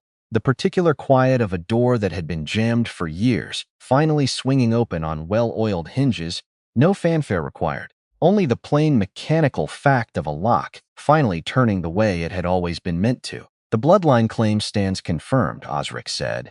Provisional trust converts to active petition status. I will say, Lady Ashvane, I have rarely seen a petitioner invite scrutiny as thoroughly as you invited mine. I had nothing to flinch from, she said, only something to prove. That evening, for the first time since arriving at Greymore, Aveline allowed herself an hour that belonged to nothing but rest. She walked the fortress's inner garden with Dallin, past a row of winter-bare rose stakes and a small stone fountain gone dry for the season, and listened to her brother talk, uninterrupted, about nothing in particular. The stable master's opinion on horse breeding, a rumor about a card game among the guards, the particular satisfaction of finally sleeping in a bed that didn't creak every time he turned over. You seem lighter, she said, watching him. I feel lighter, he admitted. Is that wrong? After everything. No, she said, and meant it. It's not wrong. It's what we were trying to get to. He was quiet a moment, kicking at a loose stone on the garden path. Do you think we'll ever go home? He asked. Really home. Not just the land back on paper. The house, do you think it's still standing? I don't know, she said honestly. I know the land is ours to claim. I don't know what we'll find on it after 4 years of someone else's stewardship. He nodded, accepting the honesty the way he always accepted it from her, without flinching, and they walked the rest of the garden in a silence that felt, for once, entirely companionable rather than watchful. With the bloodline claim confirmed, the confirmation seemed only to sharpen the danger around her. A guard she didn't recognize, lingering too long near her chamber door. A letter that arrived for her, unsigned, containing only a single line. Some doors, once opened, cannot be closed again. She showed the letter to the king the following morning, and watched his expression go carefully, deliberately blank in the way she had learned to recognize as the specific mask he wore over genuine anger. This is a threat, he said. It's vague enough to deny being one, she said, which is its own kind of confirmation. Garrick made administrative threats. Whoever wrote this understands the same grammar. You think it's Corvin. I think it's someone who wants me to believe it's Corvin, without giving me anything I could ever prove was Corvin, she said, which is either very careful of him or very careful of someone protecting him. Either way, it tells us something useful. Whoever sent it wanted me frightened, not silenced outright. A silenced petitioner draws no attention. A frightened one who withdraws her own claim looks, to any watching counsel, like a woman who simply changed her mind. She did not sleep well that night, though she told no one so directly, only found herself waking at every small sound the fortress made, every settling stone, every distant guard's footstep, her hand closing instinctively around the blade. She'd begun keeping within reach again. Dallin noticed, the way he noticed most things about her, whether she wanted him to or not, and appeared at her door the following evening with 2 cups of Ilsa's spiced cider and the stubborn expression of a boy who intended to stay whether invited or not. You're not sleeping, he said, echoing, without knowing it, words the king had once said to her on a different road. I'm sleeping fine, she said, the same lie she always gave, and he saw through it just as easily as everyone else apparently did. You don't have to pretend with me, he said, settling onto the floor beside her chair rather than a proper seat, the way he used to sit at their father's feet as a small child listening to some story about maps and borders. I know what a threatening letter looks like even without reading it. I saw your face when you came back from showing it to him. She looked at her brother a long moment and decided finally that pretending had never once actually protected him from anything, only delayed the moment he had to face a fear without her steadying presence beside him. I'm frightened, she admitted. Not for myself. Not entirely. For you. Every time this gets more dangerous, it gets more dangerous for you too. And I brought you into it. You didn't bring me into anything, Dallin said, fierce in a way that startled her. Garrick brought us into it, the night his boot found your hip. Corvin brought us into it, years before either of us understood what we were losing. You have spent this entire year trying to carry the danger alone so I wouldn't have to feel it. I'm 16, Aveline. Not 6. I would rather be frightened beside you than safe and lied to. She reached out and pulled him into an embrace that neither of them had fully outgrown needing, and they sat together a long while in the quiet. Two people who had lost everything once already and were determined, however afraid, not to lose each other again. This paper is fortress stock, the king said finally, studying it, which means whoever wrote it did not send it from the capital or from Corvin's own estate. They wrote it here. Aveline felt something cold settle low in her stomach. He's here, she said. At Greymoor. Not that I've been informed of, the king said, which is, in itself, worth investigating. She spent the following days moving through the fortress with a heightened awareness she hadn't felt since her first nights in Brennick's hall, cataloging faces in every corridor, every unfamiliar servant, every guard whose rotation she couldn't immediately place. It exhausted her in a way the physical dangers of the Thornwood never had, this particular vigilance, because a wolf in the forest announced itself with a howl, but a threat hidden inside a fortress's own trusted walls gave nothing away at all, wore the same livery as everyone else, spoke the same careful courtesies, and could be standing 3 feet behind her at any given moment, without her ever knowing it until it was already too late. It took 3 more days to confirm what quiet inquiry revealed. Lord Corvin was not officially present at Greymoor, except one of the kitchen staff mentioned offhand that a northern lord steward had passed through the fortress kitchens twice in the last week, requesting meals be sent up to a guest chamber in the eastern wing that, according to the ledger, was officially unoccupied. I'm not accusing Osric of anything, Aveline said, laying it out for the king that evening. I'm saying someone is using that wing. Osric has served this crown 11 years, the king said finally. Unless making my petition harder to survive was the point, Aveline said slowly. If it survives scrutiny this thorough, no one can ever credibly challenge it again.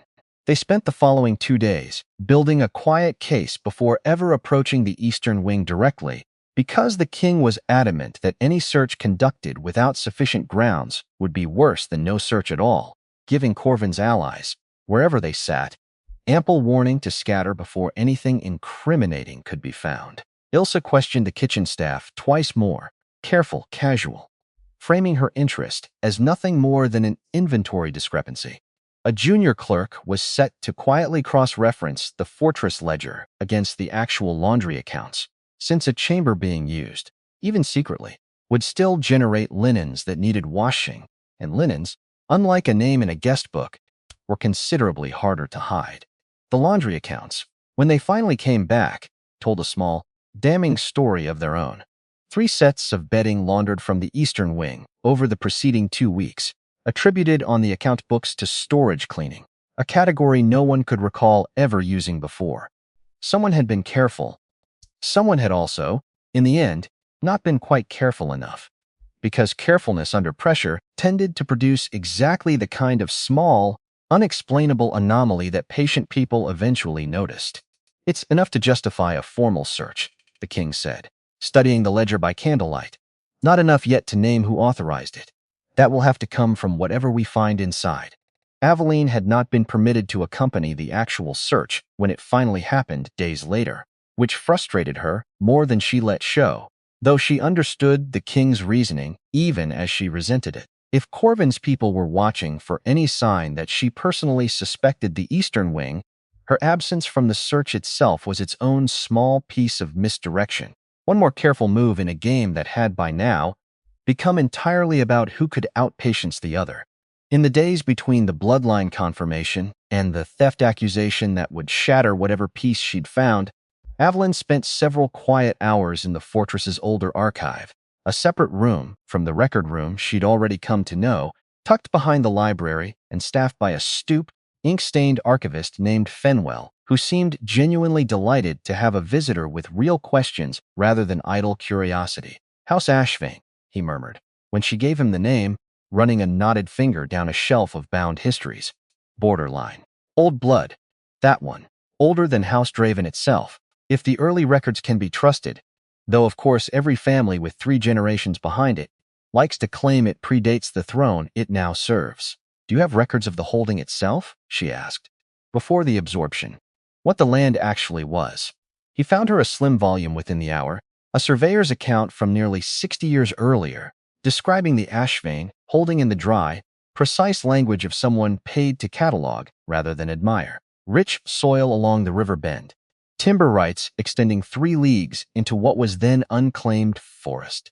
A modest keep, defensible but never designed for siege, because the family had always relied more on treaty than fortification to keep its borders quiet.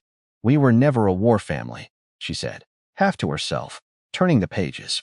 We were a farming family that happened to sit on a border. Most border families were, Fenwell said.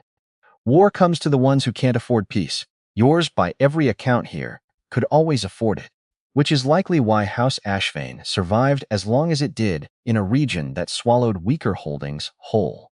Not through strength, through being useful enough to everyone around it, that no one had reason to want it gone. Someone wanted it gone anyway, she said quietly. Fenwell looked at her over his spectacles, something gentler than curiosity in his expression. Then whoever wanted it gone, he said, wanted something specific enough to override 60 years of a family being exactly the kind of neighbor everyone benefits from keeping. That is worth remembering, Lady Ashvane. Men rarely destroy something useful without a very particular reason. Find the reason, and you will very likely find the man. She thanked him for that, too, turning the phrase over in her mind long after she'd left the archive, and found it fit precisely into the shape of everything she already half suspected about Corvin's careful, patient cruelty. He had not destroyed her family out of malice for malice's sake. He had destroyed them because they were, in the end, simply in the way of something he wanted more. She thanked him and left with the slim volume tucked under her arm, and found herself walking back through the fortress corridors, thinking less about the danger circling her and more about the family she had never fully known existed before 4 years of loss had reduced it to a single surviving name. A farming family. A border kept quiet through generosity rather than force. Her father's instinct to write letters instead of raise armies, to teach maps instead of blades, suddenly made a different kind of sense, rooted in something older than his own choices, something inherited the same way her wolf, apparently, had been. The following morning brought the first real fracture in whatever fragile safety Aveline had begun to believe in. Lady Ashvane, the senior guard said, his tone carefully neutral. We're required to search your chamber. A ceremonial seal belonging to House Draven has gone missing from the fortress archive. There are witnesses who place you near that room 2 nights ago. I have not entered the record room since my hearing, she said. They found the ceremonial seal in the bottom of her traveling trunk, wrapped in a scrap of dark cloth, tucked beneath a folded shift. She had absolutely never used to wrap anything at all. I did not put that there, she said. Dallin found out within the hour. This is insane, he said through the small barred window.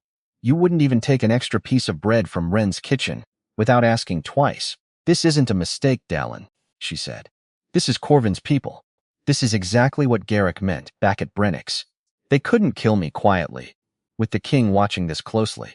So they're trying something slower, something that looks like justice instead of murder.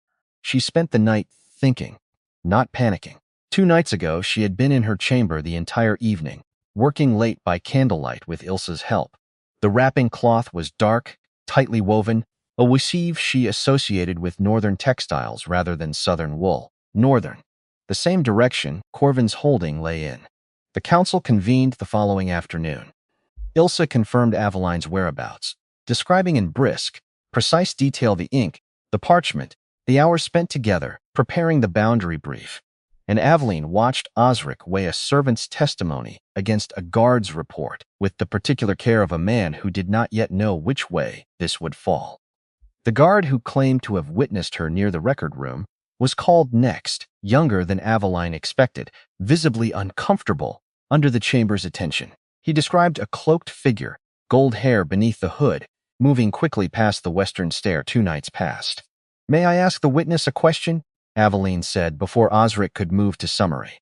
He looked at her, surprised, then nodded, granting permission with open curiosity. You said gold hair, visible in the dark, she said. There was no moon that night, according to the household's almanac. Which torch was lit that you could see hair color at that distance? The one near the western stair, the guard said. That torch is extinguished every evening before Compline, she said. Bartok does it himself out of concern for the parchment stored so near an open flame. I know because I asked him about it myself, delivering candles, nearly a year ago. The chamber went very still. The guard's certainty visibly cracked. I may be mistaken about the stair, he admitted. Who assigned you to that corridor's watch that night? Osric asked, his tone gone sharp in a direction that was no longer aimed at Aveline at all. The guard hesitated a beat too long, and that hesitation told the room more than any answer could have.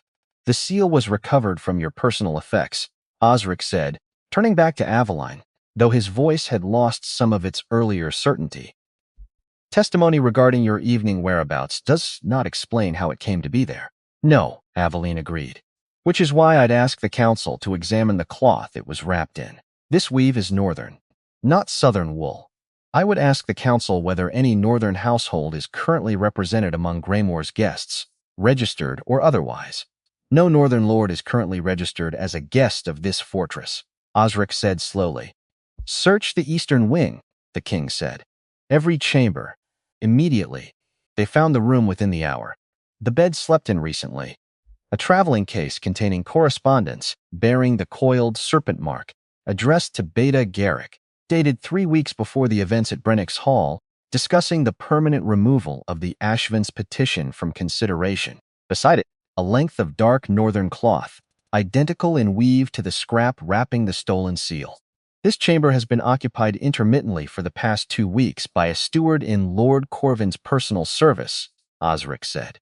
Lord Corvin's household is conducting activity within this fortress under false pretense, the king said, coordinating with a beta already under formal inquiry and possessing correspondence connecting that household to the circumstances surrounding a death that occurred 3 years before this petition was ever filed. He turned to Aveline. You were right, he said simply. I had a pattern, she said. Now I have proof.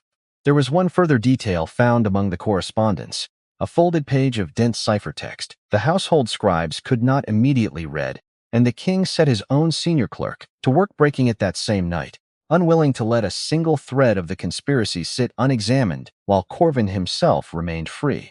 That night, alone in her chamber, Aveline sat by the window and allowed herself finally to shake. Ilsa found her there an hour later. You did it, Ilsa said quietly. I survived it, Aveline said. That's not quite the same thing. No, Ilsa agreed. But it's the thing that comes first. She was not alone now. That was going to have to be enough to carry her through whatever came next. Because Corvin was not finished. Corvin did not come to Greymoor.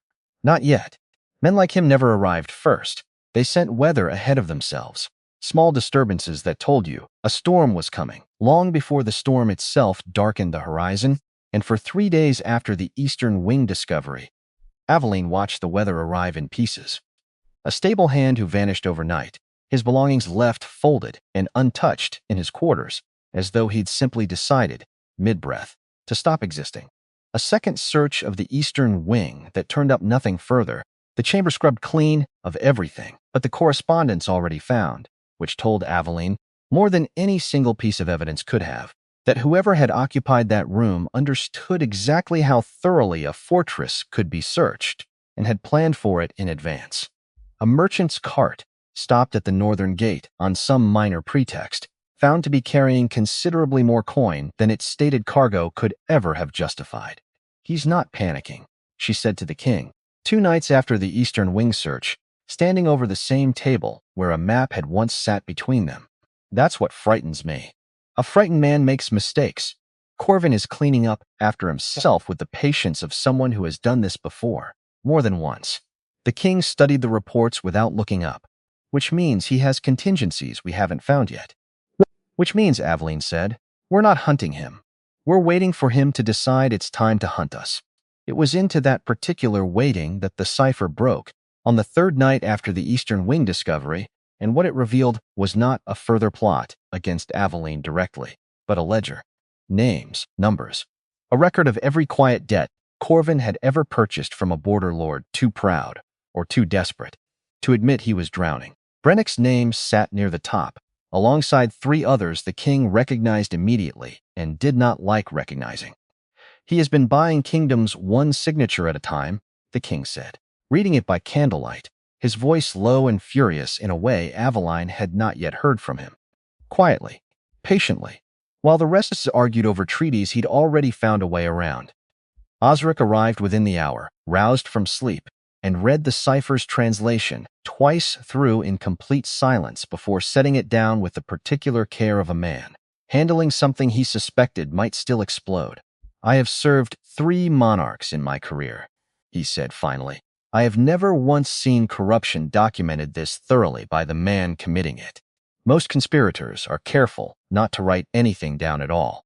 Corvin wrote everything down, in his own steward's hand, as though he genuinely believed himself untouchable enough that a written record posed no risk whatsoever. "Arrogance," the king said. Or simply a man so accustomed to buying silence that he forgot paper doesn't stay silent forever. Either way, Osric said, it hands us more than enough to move formally against every name on this list the moment Corvin himself is in custody. I would suggest we not wait for him to realize how much danger that ledger represents to him. A man who documents his own crimes this carelessly may yet be careful enough to burn the evidence once he understands we're close. "It confirms the pattern," Aveline said. "It doesn't yet prove he killed my father." "No," the king agreed. "But it proves motive beyond doubt, and motive, paired with the physician's mark, will be enough for Osric to move formally. It simply means Corvin now knows we're close, which means he'll stop being careful." She felt the change in herself before she understood it. A restlessness under her skin that hadn't been there a week ago, like a held breath she couldn't find the exhale for.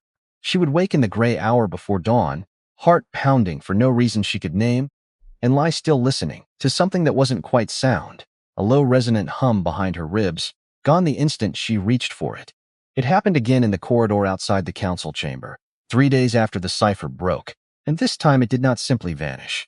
It held, a warmth spreading slow through her chest, curling outward into her arms, her hands, until her fingertips felt faintly electric. She stopped walking, pressed her palm flat against the stone wall. Because this was not nothing, this was her wolf. 23 years late. Waking now. Here, in a fortress corridor, with danger circling somewhere beyond the walls, and a ledger full of names still settling in her mind. She thought of every healer who had ever examined her as a child, their expressions carefully neutral, their words carefully chosen, deficient delivered with the particular gentleness men reserved for news they expected to wound. She thought of the pack hierarchy's ruling. Clean and administrative. A woman without a wolf could not properly defend a border territory. She thought of every lord who had looked through her like furniture, every assumption built into the very shape of the word unshifted, as though the absence of something were itself a kind of failure, rather than simply a door that had not yet found its key. Why now, she thought, and the question circled back on itself the way it always did, offering no answer she could yet trust. Why not at 12? Learning blades in a barn. Why not at 18, watching her father's health begin its slow decline? Why not in the 11 months of Brennick's Hall, when she had needed every possible weapon simply to survive each ordinary evening? She didn't have an answer. She only had the warmth, spreading, insistent, patient in a way that felt, strangely, like an apology. As though whatever had slept inside her all these years had not been punishing her with its absence, but simply waiting. The way she herself had learned to wait, for a moment worth waking into. Ilsa found her sitting on the floor of the corridor 20 minutes later. "You look like you've seen a ghost," Ilsa said. "I think I might have stopped being one," Aveline said. "You should tell him," Ilsa said quietly. "His Majesty has spent 4 years studying every unshifted heir who's ever come through this fortress," Ilsa said. "He believes shift timing isn't random. He believes it's tied to safety, to recognition. He believes some wolves simply refuse to wake in a person until the world around them proves it's finally safe enough to let them." Aveline sat with that a long moment, turning it over. "That's a very specific theory for a man who claims to only study borders and treaties," she said. "It is," Ilsa agreed, standing, offering her a hand up. "Which is precisely why you should tell him yourself." rather than let me be the one who ruins whatever conversation he's clearly been building toward for the last 2 weeks. She helped Aveline to her feet, brushing dust from her sleeve, with the same brisk efficiency she brought to everything, and paused a moment before releasing her hand. For what it's worth, Ilsa said, more gently than her usual manner allowed. Whatever this becomes, you earned it. Not the crown, not the title, the part underneath all of that. You earned the version of yourself standing in this corridor right now, and no one gave that to you. You built it the same slow, stubborn way you've built everything since I met you. Aveline felt her eyes sting, unexpectedly, and did not trust herself to answer properly, so she simply squeezed Ilsa's hand once, hard, and let that stand in for everything she couldn't yet find words for. She found him that evening in the library. I felt my wolf, she said before she could talk herself into a gentler opening. Days ago, briefly, and again in the corridor. It held longer this time. Describe it, he said. A hum, she said, low, behind my ribs, like something waking up that had finally decided the room was quiet enough to stir in. That is your wolf, he said finally. Why now? She asked. Because wolves recognize safety, he said, and mates. The word landed in the room like something dropped from a great height. I don't know you, she said finally. Not fully. Not the way this word seems to want me to. No, he agreed. Not yet. I need to know you, she said. Yes, he said. That's the correct order of things. Dallin, meanwhile, had begun spending his own free hours with Lord Osric, an arrangement that surprised Aveline until she understood its logic.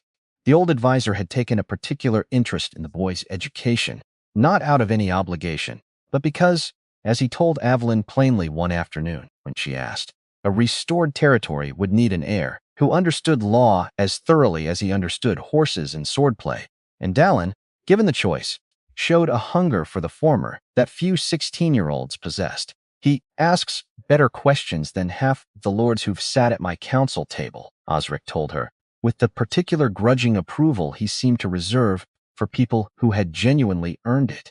He wanted to know, just yesterday, whether a covenant clause could be written to activate automatically upon a holder's death, rather than requiring an heir to discover it by accident. It is, I confess, not a bad question.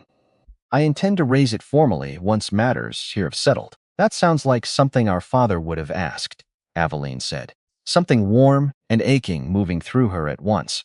Then your father would have made an excellent advisor to this crown, Osric said. A pity the crown never had the sense to ask him while he was living. Perhaps it will do better by his children.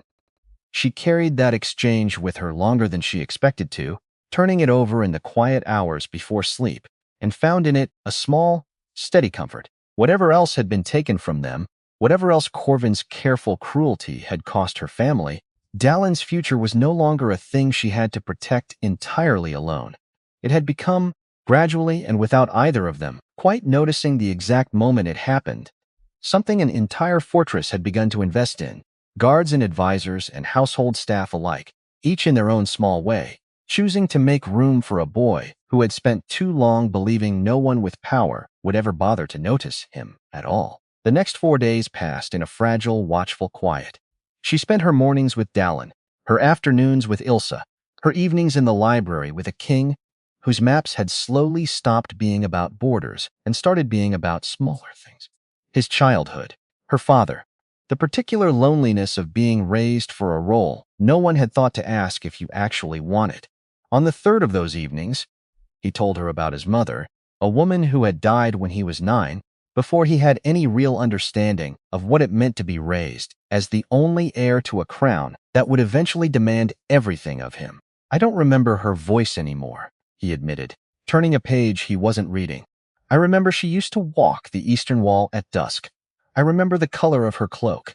I could not tell you, if my life depended on it, what she sounded like when she said my name. That's a particular kind of grief, she said. Losing the sound of someone before you lose the shape of them. Yes, he said, looking at her with something that was not quite surprise but was close to it. That is exactly what it is. I have never heard anyone to describe it that precisely before. My father's voice is going too, she admitted, quiet. I catch myself sometimes trying to remember exactly how he said my same when he was proud of me, and it slips further every year.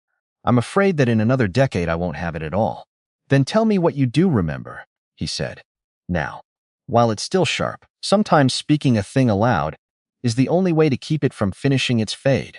So she did. That evening and the one after it, small fragments of a father who had loved maps and old texts and had believed, with his whole stubborn heart, that knowledge was the one inheritance no one could ever fully seize.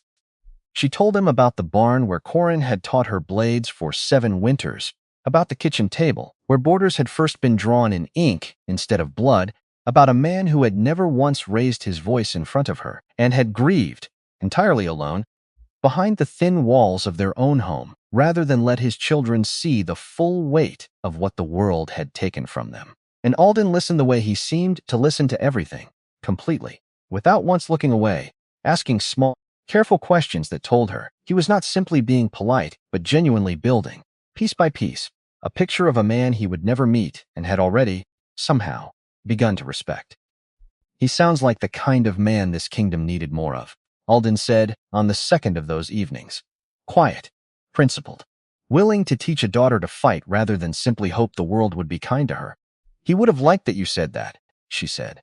He spent most of his life being underestimated for exactly those qualities.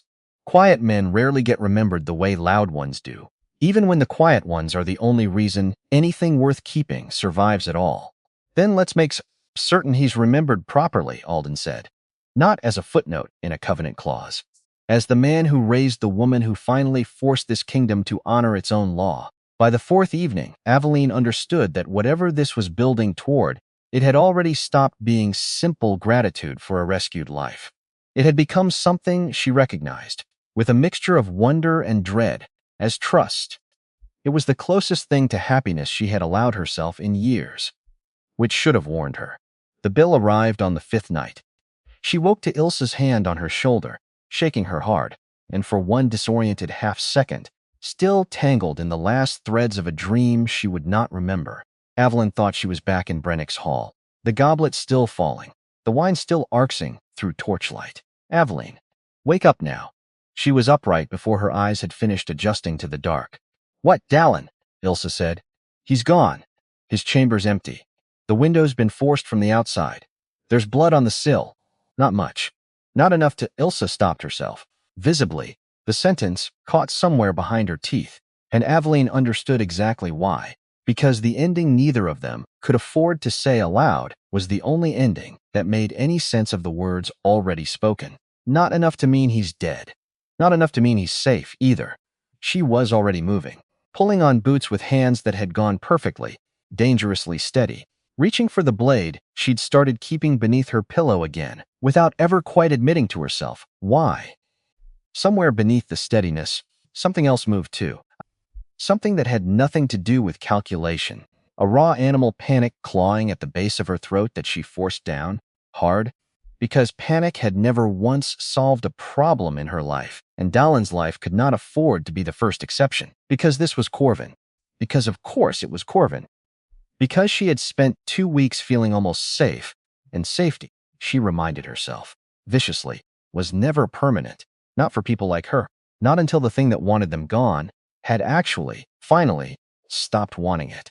She thought, absurdly, of the embroidered cloth Wren would one day send her, though of course that gift lay months in a future she could not yet know existed, and thought instead of Dallin's face in the mill's lantern light, of every promise she had ever made him without saying the words aloud. I will keep you safe. I have always kept you safe. She had failed that promise once already, watching guards move toward his door in Brennick's castle, and had only barely, by luck and speed, made it there in time. Luck did not always arrive twice. Where's the king? She said, and her voice came out steadier than she felt, which was, she supposed, the only kind of steadiness that had ever mattered. Already told. Already moving. He wants you in the council chamber. There's a letter, Aveline. It was left on the sill, addressed to you. The council chamber at that hour held only the king, 2 senior guards, Osric, and a single folded letter sitting in the center of the long oak table, like something venomous. Lady Ashvane. Your brother is unharmed, for now. Your petition dies tonight, formally withdrawn in your own hand, or the boy pays for every day you delayed. Come alone to the old mill at the forest's edge, 1 league east of the fortress wall, before first light. Bring the king's guards, and you will not find him alive. This is not a negotiation. It is an instruction. He wants me to come alone, she said. You will not go alone, the king said, immediately, flatly. If I don't, he'll know within minutes, she said. He'll have someone watching that mill. He doesn't bluff. He calculates. Then we calculate faster, the king said. Aveline read the letter a third time, forcing herself to study the handwriting rather than simply the thread it carried. And something in the careful, unhurried loops of the script struck her as familiar in a way that took her a moment to place. This is the same hand, she said slowly, as the first letter. Some doors, once opened, cannot be closed again. Whoever wrote that warning weeks ago wrote this one too, which means Corvin has kept the same man close enough this entire time to write both letters within the walls of this fortress. The steward, Osric said grimly. It confirms what the Eastern Wing already suggested. He never fully left. Or he left and returned, the king said. Either way, it means Corvin has known considerably more about our progress than any of us have been comfortable assuming. Aveline set the letter down, her hand steady, though the steadiness cost her considerably more effort than it had an hour ago. Then he knows about the cipher too, she said. He knows we've seen the ledger. Which means tonight isn't simply about silencing my petition anymore. It's about silencing everything the ledger threatens to expose. Dallin isn't leverage for my withdrawal alone. He's leverage against the entire case Corvin now understands is closing around him. The room went very still at that, the full weight of the calculations settling over all of them at once. Osric leaned forward. There is a second option, he said. Your wolf. It's awake now. Or waking. If there was ever a night that called for finishing what your body started, my lady, I would suggest this is the one. I don't know how to force a shift, Aveline said. It isn't a decision. It's a door that opens on its own timing. Then we give it a reason to open faster than its own timing intends, the king said, his voice gone into a register she hadn't heard from him before. Colder. Harder. Tell me what you need, he said.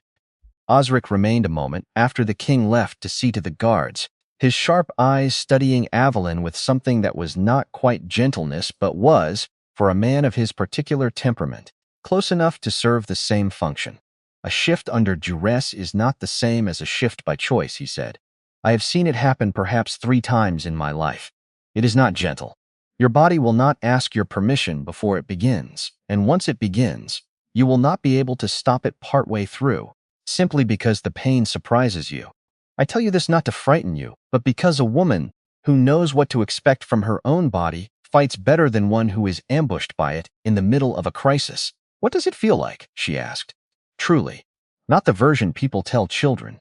Like drowning and being born in the same breath, he said, without embellishment. Like every bone deciding all at once that it has been wrong about its own shape for 23 years. You will want to scream. Let yourself, if it comes to that.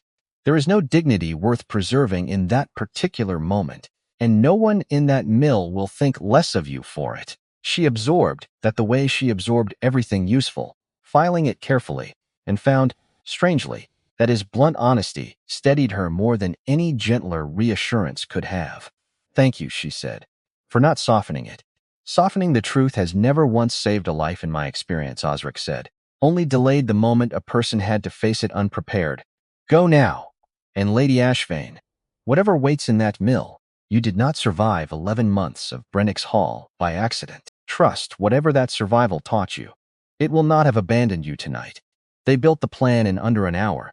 She would go to the mill alone, visibly, exactly as instructed. But the guards would already be positioned, hours ahead, moving through the forest under cover of full dark, circling wide from the north and west. You understand the risk, the king said, as she fastened her cloak.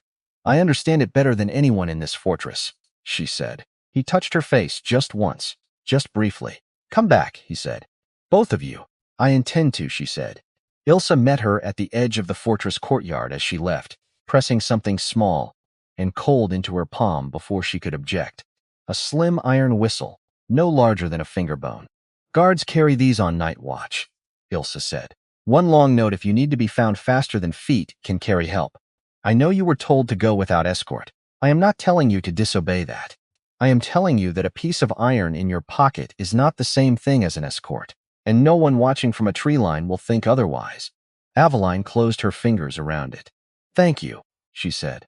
"Come back in one piece," Ilsa said gruff, and turned away before either of them had to acknowledge how much feeling sat beneath the gruffness. The forest at that hour held a silence so complete it felt deliberate, as though the trees themselves understood something terrible was moving through them tonight and had chosen not to comment on it.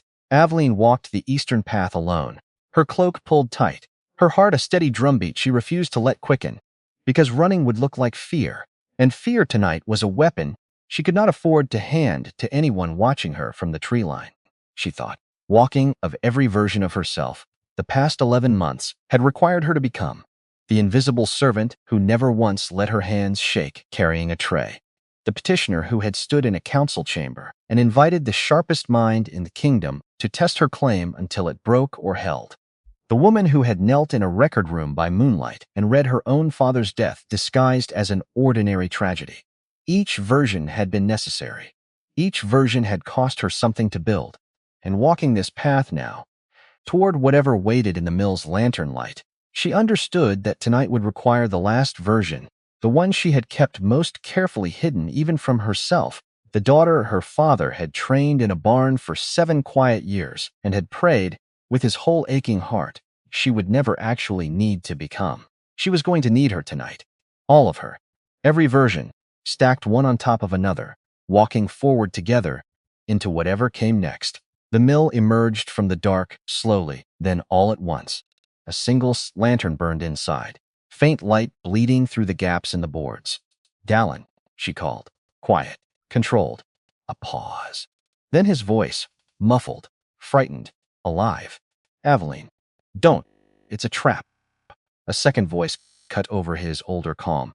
"Your brother is correct," the voice said, and a figure stepped into the lantern light. A man she had never seen before and recognized instantly anyway. "Lord Corvin," she said. "Lady Ashvane, I confess I expected this conversation sooner. I underestimated you at Brennick's Hall, and I am not a man who enjoys admitting error. Where's my brother? Safe for the moment. Whether that remains true depends entirely on you." She stepped fully into the mill's broken doorway. Dallin, bound at the wrists, seated against the far wall, a single guard standing over him.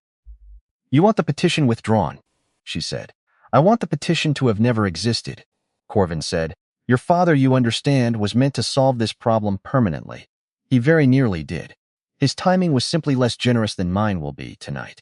You killed him," she said, and her voice did not shake. "I removed an obstacle," Corvin said. "Your father refused every offer to sell the Ashvane lands quietly, and the border wars gave me a considerably less expensive method of acquiring the same result. Once his land was folded into Brennick's holdings, and Brennick's own signature was mine to call due. Whenever I chose, the corridor was as good as owned. Your survival was the only loose page left in an otherwise finished ledger."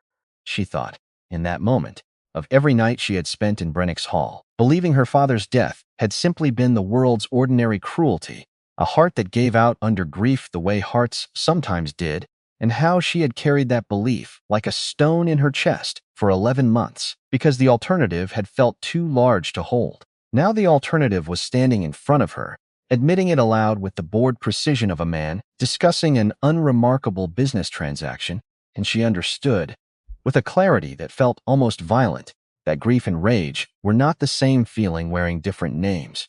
Grief was something you carried. Rage was something that finally, after long enough, carried you instead. Something in Aveline's chest, coiled tight for 11 months, finally, fully uncoiled. Not into panic, into something else entirely, something with heat in it. "You're going to withdraw the petition," Corvin said, mistaking her stillness for defeat, "or your brother's blood joins the stain already on that floor from 3 years ago." Aveline looked at him, looked past him, briefly, at Dallin, whose eyes held hers with a trust so complete it nearly broke every careful discipline she'd built her life around. "No," she said. Corvin's smile faltered. "I beg your pardon." "No," she said again, and felt something inside her tear open, not with pain, with release. "You don't get to threaten a man's daughter with the same calm voice you used to have him killed and expect that calm to work twice. It worked on a frightened girl 11 months ago. It doesn't work on me now." The shift, when it came, did not feel gentle. It felt like every year of denial her body had carried tearing loose all at once, and Aveline dropped to her knees on the mill's rotted floor as the warmth became fire, became fur, became something ancient and pale and silver-white. Corvin's guard hesitated. Aveline did not. Her body, entirely new and entirely certain, closed the distance in 3 bounds, and the guard went down hard beneath her. Outside, she heard the king's guards finally closing in from the tree line, boots crashing through underbrush. Corvin's face cracked open into something she had never once expected to see there. Fear. The fight that followed was short and brutal, and nothing at all like the careful, measured drills Corvin had taught her in a barn a lifetime ago. There was no geometry to it now, no patient calculation of the 6 inches that mattered. There was only instinct, ancient and absolute, her body moving through choices her mind hadn't consciously made, claws finding throat and shoulder with a precision that felt borrowed from some older, surer version of herself that had been waiting, patient as stone, for 23 years to finally be given the chance.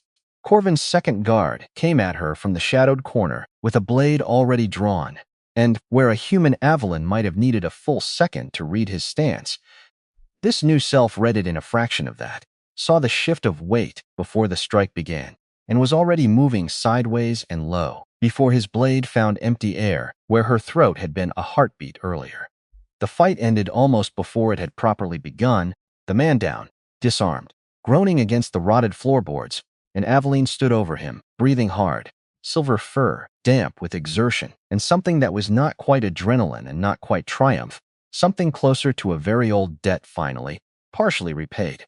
She turned toward Dallin, still bound, still watching her with an expression that had moved somewhere past fear into something closer to awe. She could not answer him in this form. She pressed close, briefly, her muzzle against his shoulder, and turned back toward the doorway, toward Corvin, who had used the chaos to retreat toward the mill's far exit. He very nearly made it. The king's guards arrived through the front entrance. In the same moment, Corvin reached the back one, and Aveline closed the gap in a handful of strides, bringing him down hard against the mill's outer wall. King Alden reached them a moment later, breathing hard from the run, and found Aveline standing over Corvin in her wolf form, one paw planted against the fallen lord's chest with a precision that made clear she had complete control of exactly how much pressure it would take to end this permanently, and had chosen, deliberately, not to. "Let him live," the king said quietly. "He's worth more to us breathing. His testimony against every border lord he's quietly bled for years. Kill him now, and half of what he owes stays hidden forever." Aveline held the position a moment longer, the wolf beneath her skin still furious, still wanting, some ancient part of her whispering that a debt this old deserved to be closed by claw rather than by council chamber. She thought of her father's steady hands, of maps drawn in ink instead of blood, of a man who had taught her to fight precisely so that she would never have to choose violence simply because violence was available to her. Then, slowly, she stepped back. Because the king was right, and because her father, whatever grief and rage Corvin's confession had reopened in her, had raised her to want justice over vengeance, even when vengeance would have felt, in that single moment, considerably more satisfying. Dallin's wrists were freed within minutes, the guard who'd held him already restrained, already, under the king's sharp questioning, beginning the particular unraveling of a man who understood exactly how much worse his situation would become if he chose loyalty to Corvin over his own survival. Aveline shifted back sometime in the chaos, the transition somehow easier this time, as though her body, having finally been given permission once, understood now how to move between the two forms without the violence of the first attempt. She found herself kneeling on the cold mill floor, human again, breathless, Dallin's arms around her, holding on with the desperate strength of someone who had genuinely believed, for the space of several terrible hours, that he might never get the chance to hold his sister again. "I thought," he started and couldn't finish it. "I know," she said. "I'm here, you're safe." "You're a wolf," he said, into her shoulder, half laughing, half sobbing, the sound entirely unguarded in a way she hadn't heard from him since before their father died. "Do you understand how insane that sounds?" "I understand exactly how insane it sounds," she said, and found herself laughing too, shaky and real. the sound scraping loose something in her chest that had been clenched tight for 11 months. I've been insane about it for approximately 20 minutes longer than you have. The king knelt in front of her, on the cold floor, heedless of his own dignity. You're unharmed, he said. Not quite a question. I'm unharmed, she confirmed. He exhaled, slow and controlled, and something in that single breath told her more about how afraid he'd been than any words could have. A fear he had clearly spent the entire ride here, forcing beneath the surface, the same way she had forced her own fear down, walking the eastern path alone. I told you to come back, he said. Both of you. We did, she said. Your wolf, he said quietly. It's remarkable. It's mine, she said. 23 years, and it's finally, actually mine. It always was, he said. It simply needed the world to become worth waking up in. The walk back to Greymore took the better part of an hour, the party moving slower than it had coming out, weighted now by 2 bound prisoners and the general exhaustion that follows any true crisis, once the crisis itself has finally passed. Aveline walked beside Dallin most of the way, her arm looped through his, neither of them speaking much, simply needing the physical proof of each other's presence more than they needed words to confirm it. It was Alden who fell into step beside her somewhere past the halfway point, the forest beginning to lighten with the first gray suggestion of dawn. You didn't hesitate, he said, quiet. Not quite a question. In the mill, when it mattered most.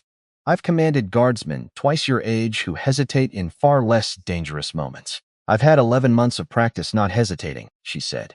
It turns out the habit doesn't disappear just because the danger changes shape. He was quiet a moment, watching the trees thin ahead of them as the fortress walls came into view. My father hesitated once, he said finally, early in his reign, before I was old enough to understand what I was watching. A border dispute, much like yours, though the family in question had no clause to save them, because I hadn't yet written one. He knew the absorption was unjust. He signed it anyway, because signing it was easier than the fight that refusing would have required. I watched that hesitation from a doorway I was too young to be standing in, and I promised myself, without fully understanding the promise, that I would not become a man who chose easier over, right when the two finally, inevitably, diverged. You didn't hesitate either, she said. Tonight. You could have sent guards without coming yourself. You came anyway. I could not have sent anyone else, he said simply, and the honesty in it landed somewhere low in her chest, warm and entirely unguarded. Not for this. Not for you. She did not answer that immediately, letting the words settle between them, the way the dawn was settling over the fortress ahead, slow and inevitable and entirely welcome. When she finally spoke, it was not the answer either of them had expected, though it was, she realized, even as she said it, the truest thing she had to offer. Then let's go home, she said. Both of us. Whatever home means now. He reached for her hand, and she let him take it, and they walked the rest of the way to Greymore's gates together, in a silence that had finally, after everything, stopped feeling like waiting for the floor to give way. The days that followed moved fast. Corvin's ledger, seized from the eastern wing, and now supplemented by his own guard's desperate testimony, revealed a network considerably larger than Aveline had feared, not simply Garrick, already under formal inquiry back at the capital, but 3 additional border lords, each quietly compensated over the years for facilitating land absorptions that benefited Corvin's expanding hold on the southeastern corridor. Her father's death was only one entry in a ledger that stretched back further than she'd allowed herself to imagine. The scale of it should have horrified her more than it did. Instead, it steadied her, because it meant her father's death had never been personal, not truly. It had been business, cold, calculated, and entirely finally provable. In the 8 days between the mill and the trial itself, Aveline found herself called upon repeatedly to give formal statements, first to Osric alone, then to a panel of crown clerks tasked with assembling the full case, and finally to a magistrate sent specifically from the capital to ensure the proceedings against a lord of Corvin's former standing would withstand any later challenge to their fairness. She answered every question with the same careful precision she had brought to her original hearing, resisting the urge, more than once, to let her own grief-colored testimony that needed to remain, above all else, unimpeachable. Dallin was questioned too, briefly, his account of the mill corroborating hers, in every particular, and she watched him give his testimony with a steadiness that surprised her, though perhaps it shouldn't have. He had spent the last year learning, the same as she had, that surviving something terrible did not require you to fall apart afterward. Only to be honest about what had actually happened, clearly, plainly, without embellishment or flinching. "You did well today," she told him, after his final session with the magistrate concluded. "I had a good teacher," he said, and did not need to explain what he meant by it. The trial was held 8 days after the mill, in the same council chamber that had already hosted her hearing, her accusation, and her vindication. Territorial lords from across the kingdom had traveled to witness it. A serving woman turned confirmed heir, a conspiracy reaching into the crown's own court, a wolf, silver and pale, that had brought down a lord with her own claws in an abandoned mill at the forest's edge. Corvin, brought before the full council in chains, attempted at first the same careful denial that had served him at the mill, insisting the correspondence had been forged, the ledger misattributed, the guard's testimony coerced by a crown eager for a convenient villain. "You would have the council believe," Osric said, "that a forged ledger happened to name 3 border lords who have each, independently, since confirmed, under oath, that they received exactly the payments described, in exactly the amounts recorded, for exactly the services rendered. You would have us believe a coerced guard happened to lead Crown investigators to a chamber matching every detail of his testimony, containing correspondence bearing a seal your own household physician has now confessed to using at your explicit direction. Lord Corvin, I have sat on this council 11 years. I have heard perhaps 400 denials in that time. Yours is not among the more convincing." Corvin's composure, which had carried him through years of careful cruelty dressed up as administrative necessity, finally, visibly cracked. "Everything I did," he said, his voice rising for the first time since his capture, "I did because the alternative was watching this kingdom's borders fracture into 100 proud, weak, indefensible little holdings, each one too sentimental to sell when selling was the only sensible course left to them. I consolidated what needed consolidating. I removed what needed removing. If that makes me a villain in this chamber, then half the lords, seated at this table, owe their own holdings to men who did precisely what I did, simply longer ago, and with better historians to soften the telling." The chamber's silence, following that, was not the silence of men considering his point. It was the silence of men recognizing plainly exactly what kind of man had been sitting among them all along. "You mistake efficiency for virtue," the king said quietly, into that silence. "My own father made the same mistake, and I have spent 4 years of my reign trying to undo the damage of it. The difference between you and him, Lord Corvin, is that he never once ordered. A man's heart quietly stopped to keep his own accounting tidy. There is a word for what separates consolidation from murder, and it is not a word this council requires further debate to apply correctly."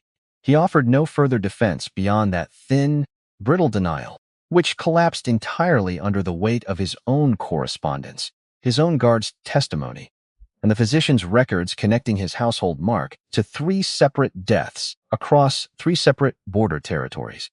Lord Osric, presiding with the same sharp attention he'd once turned against her own claim, laid out the physician's testimony last, letting it land in the silence he had carefully built for it.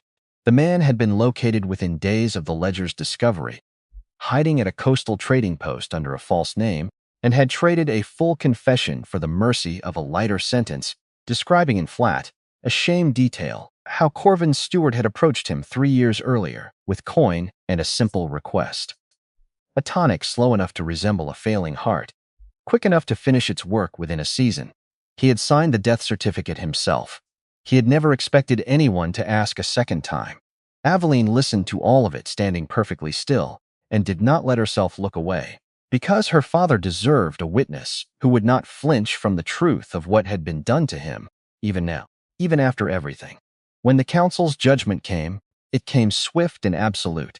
Corvin, stripped of every title, every holding, remanded to the crown's harshest confinement, pending a fuller reckoning of every family his conspiracy had harmed. Garrick, sentenced alongside him. The 3 border lords named in the ledger, summoned for their own separate inquiries. Lord Brennick, when questioned, produced the very loan documents Corvin had used to entangle him, and though he faced his own censure for negligence, the crown moved swiftly to void the debt entirely, freeing the southeastern corridor from any claim but Aveline's own. One thread remained loose in the weeks immediately following the trial.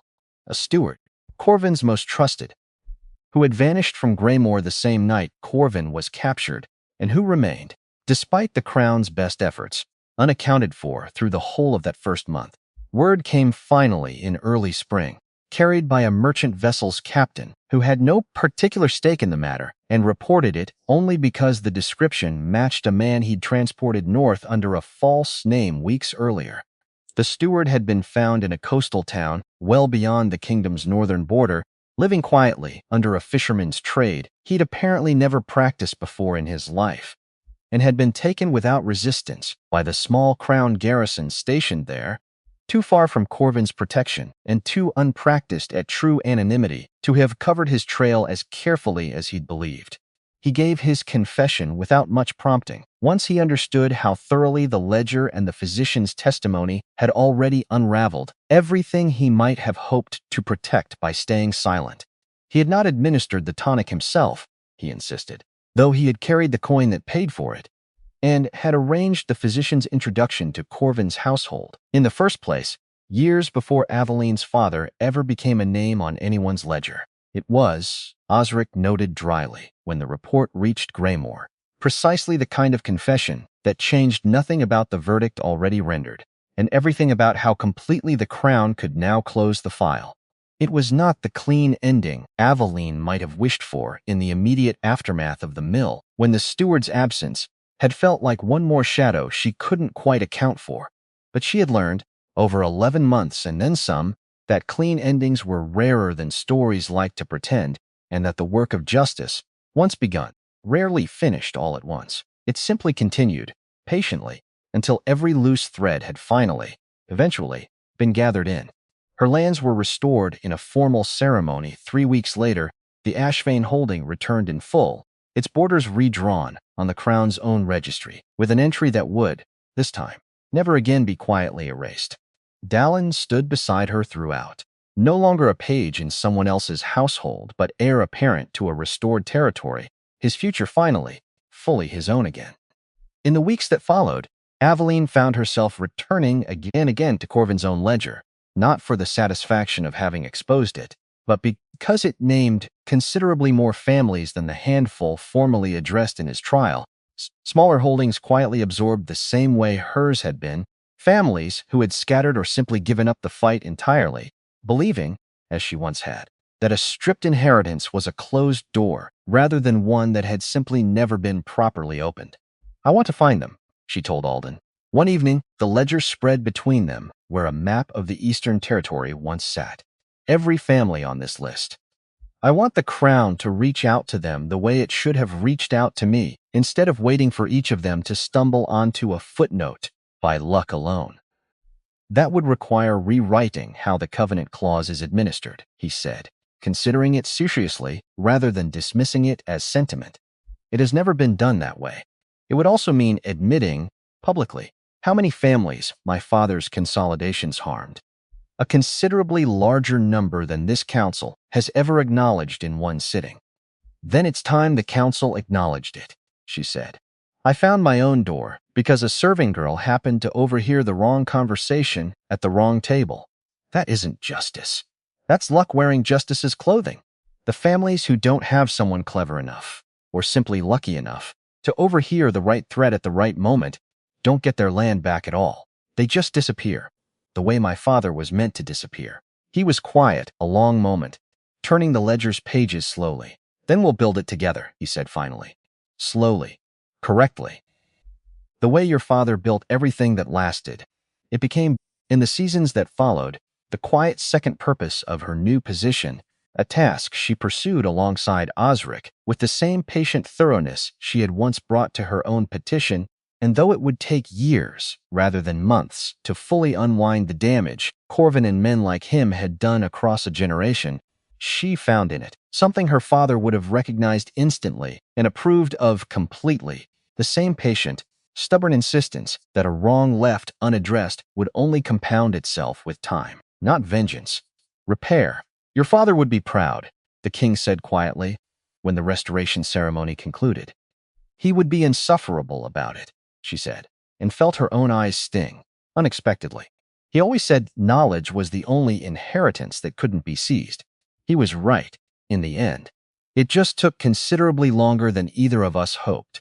In the weeks leading up to the ceremony, Aveline had sent word south, quietly, to Brennick's household, extending an invitation she had debated writing for the better part of an evening before finally committing ink to page. Wren arrived a full week early, wide-eyed and disbelieving at the size of Greymoor's gates, clutching a small parcel she refused to explain until she and Aveline were finally alone in the same chamber. Ilsa had once outfitted for a hearing gown. I told everyone in the kitchens you'd become a Luna, Wren said, unwrapping the parcel with careful hands. Old Marta didn't believe me until the summons arrived with the crown's own seal on it. She cried into the soup pot, ruined an entire batch. Inside the parcel sat a small embroidered cloth, the stitching uneven in places, clearly the work of someone still learning the craft, depicting a pale wolf beneath a crescent moon. I'm not very good yet, Wren said, suddenly shy, but I wanted to make something. You were kind to me, back when kindness cost you something to give it. I never forgot that. Aveline held the cloth a long moment before she trusted her own voice. It's beautiful, she said, and I never forgot you either. I think of you every time I remember that kitchen. You were the only kind thing in that entire hall most nights. Wren stayed through the ceremony itself, seated near the front beside Ilsa, and Aveline would think, years later, that the sight of her there, a serving girl from a household that had once treated them both as furniture, watching a wedding conducted with the full formal weight of the crown, was in its own quiet way as significant a piece of justice as anything the council chamber had delivered. She became his Luna in the depths of winter, in a ceremony smaller than protocol demanded, and exactly the size it needed to be, snow falling soft outside the fortress windows, while Dallin stood at her side, and Ilsa wept openly in the front row. Osric attended too, seated with the other senior advisors, and sought her out afterward with the same dry precision that had once tested every seam of her petition. I believe I owe you an admission, he said. When you first stood in that chamber, I expected to break your claim within the hour. I have broken considerably stronger claims than yours in considerably less time. I did not account for the particular difficulty of dismantling something that had already survived 11 months of Brennick's Hall. Is that an apology? She asked. It is an observation, he said, echoing, deliberately, the very word he'd once used to describe his own method. I do not deal in apologies, Lady Ashvane. I deal in evidence, and the evidence in your case has consistently exceeded every expectation I brought to it. I imagine that will continue to be true for a considerable time, yet given what you and His Majesty have already begun discussing regarding the Covenant Clause's future. You've heard about that already, she said. I hear about everything eventually, he said. It is, unfortunately, the only setting I have. She laughed, recognizing the borrowed line even as he delivered it, and Osric permitted himself, for perhaps the first time since she'd met him, something that was unmistakably, entirely a smile. But the moment Aveline would carry longest, longer even than the ceremony itself, came 3 mornings after the wedding, when a messenger arrived from the southeastern corridor bearing the first harvest tally from the Ashvane lands in 4 years. She sat alone with it at the long table in her new chamber, reading columns of grain and livestock and coin in her father's own careful hand, replaced now by a steward of her own choosing, and understood, in a way the ceremony itself had not quite made real, that the land was not simply hers again on paper. It was working. It was alive. Somewhere south of these walls, tenants who had spent 4 years farming under another man's seal were bringing in a harvest that would, for the first time since her father died, belong entirely to the people who had grown it. She folded the tally and pressed her palm flat against her own sternum, feeling for the warmth that no longer surprised her, and thought that this, more than any crown or any vow, was the proof her father would have wanted, not that she had survived. That the thing he'd built had survived with her, and had finally, after everything, been given room to grow again. Alden found her there that evening, the tally still open on the table, and did not ask what she was reading before he understood it for himself. He would have liked this, more than the wedding, Alden said, reading the numbers over her shoulder. He would have argued with every single figure on it, she said, and meant it as the highest praise she knew how to give. Then argue with them together, he said. I imagine he'd have wanted that most of all, more than any crown, more than any single vow spoken in a snow-quiet hall. She looked up at him and did not answer with words, because some answers were better carried forward than spoken aloud, into whatever came next for a territory finally free, a brother finally safe, and a wolf that had waited 23 years for exactly this kind of morning to wake into. Outside, the last of winter's snow was already beginning its slow retreat from the fortress walls, and somewhere south of them, along a river bend her father had once traced with one careful finger across an old kitchen table, new grain was already pressing up through soil that belonged, at last, entirely to the people who had never once stopped believing it would.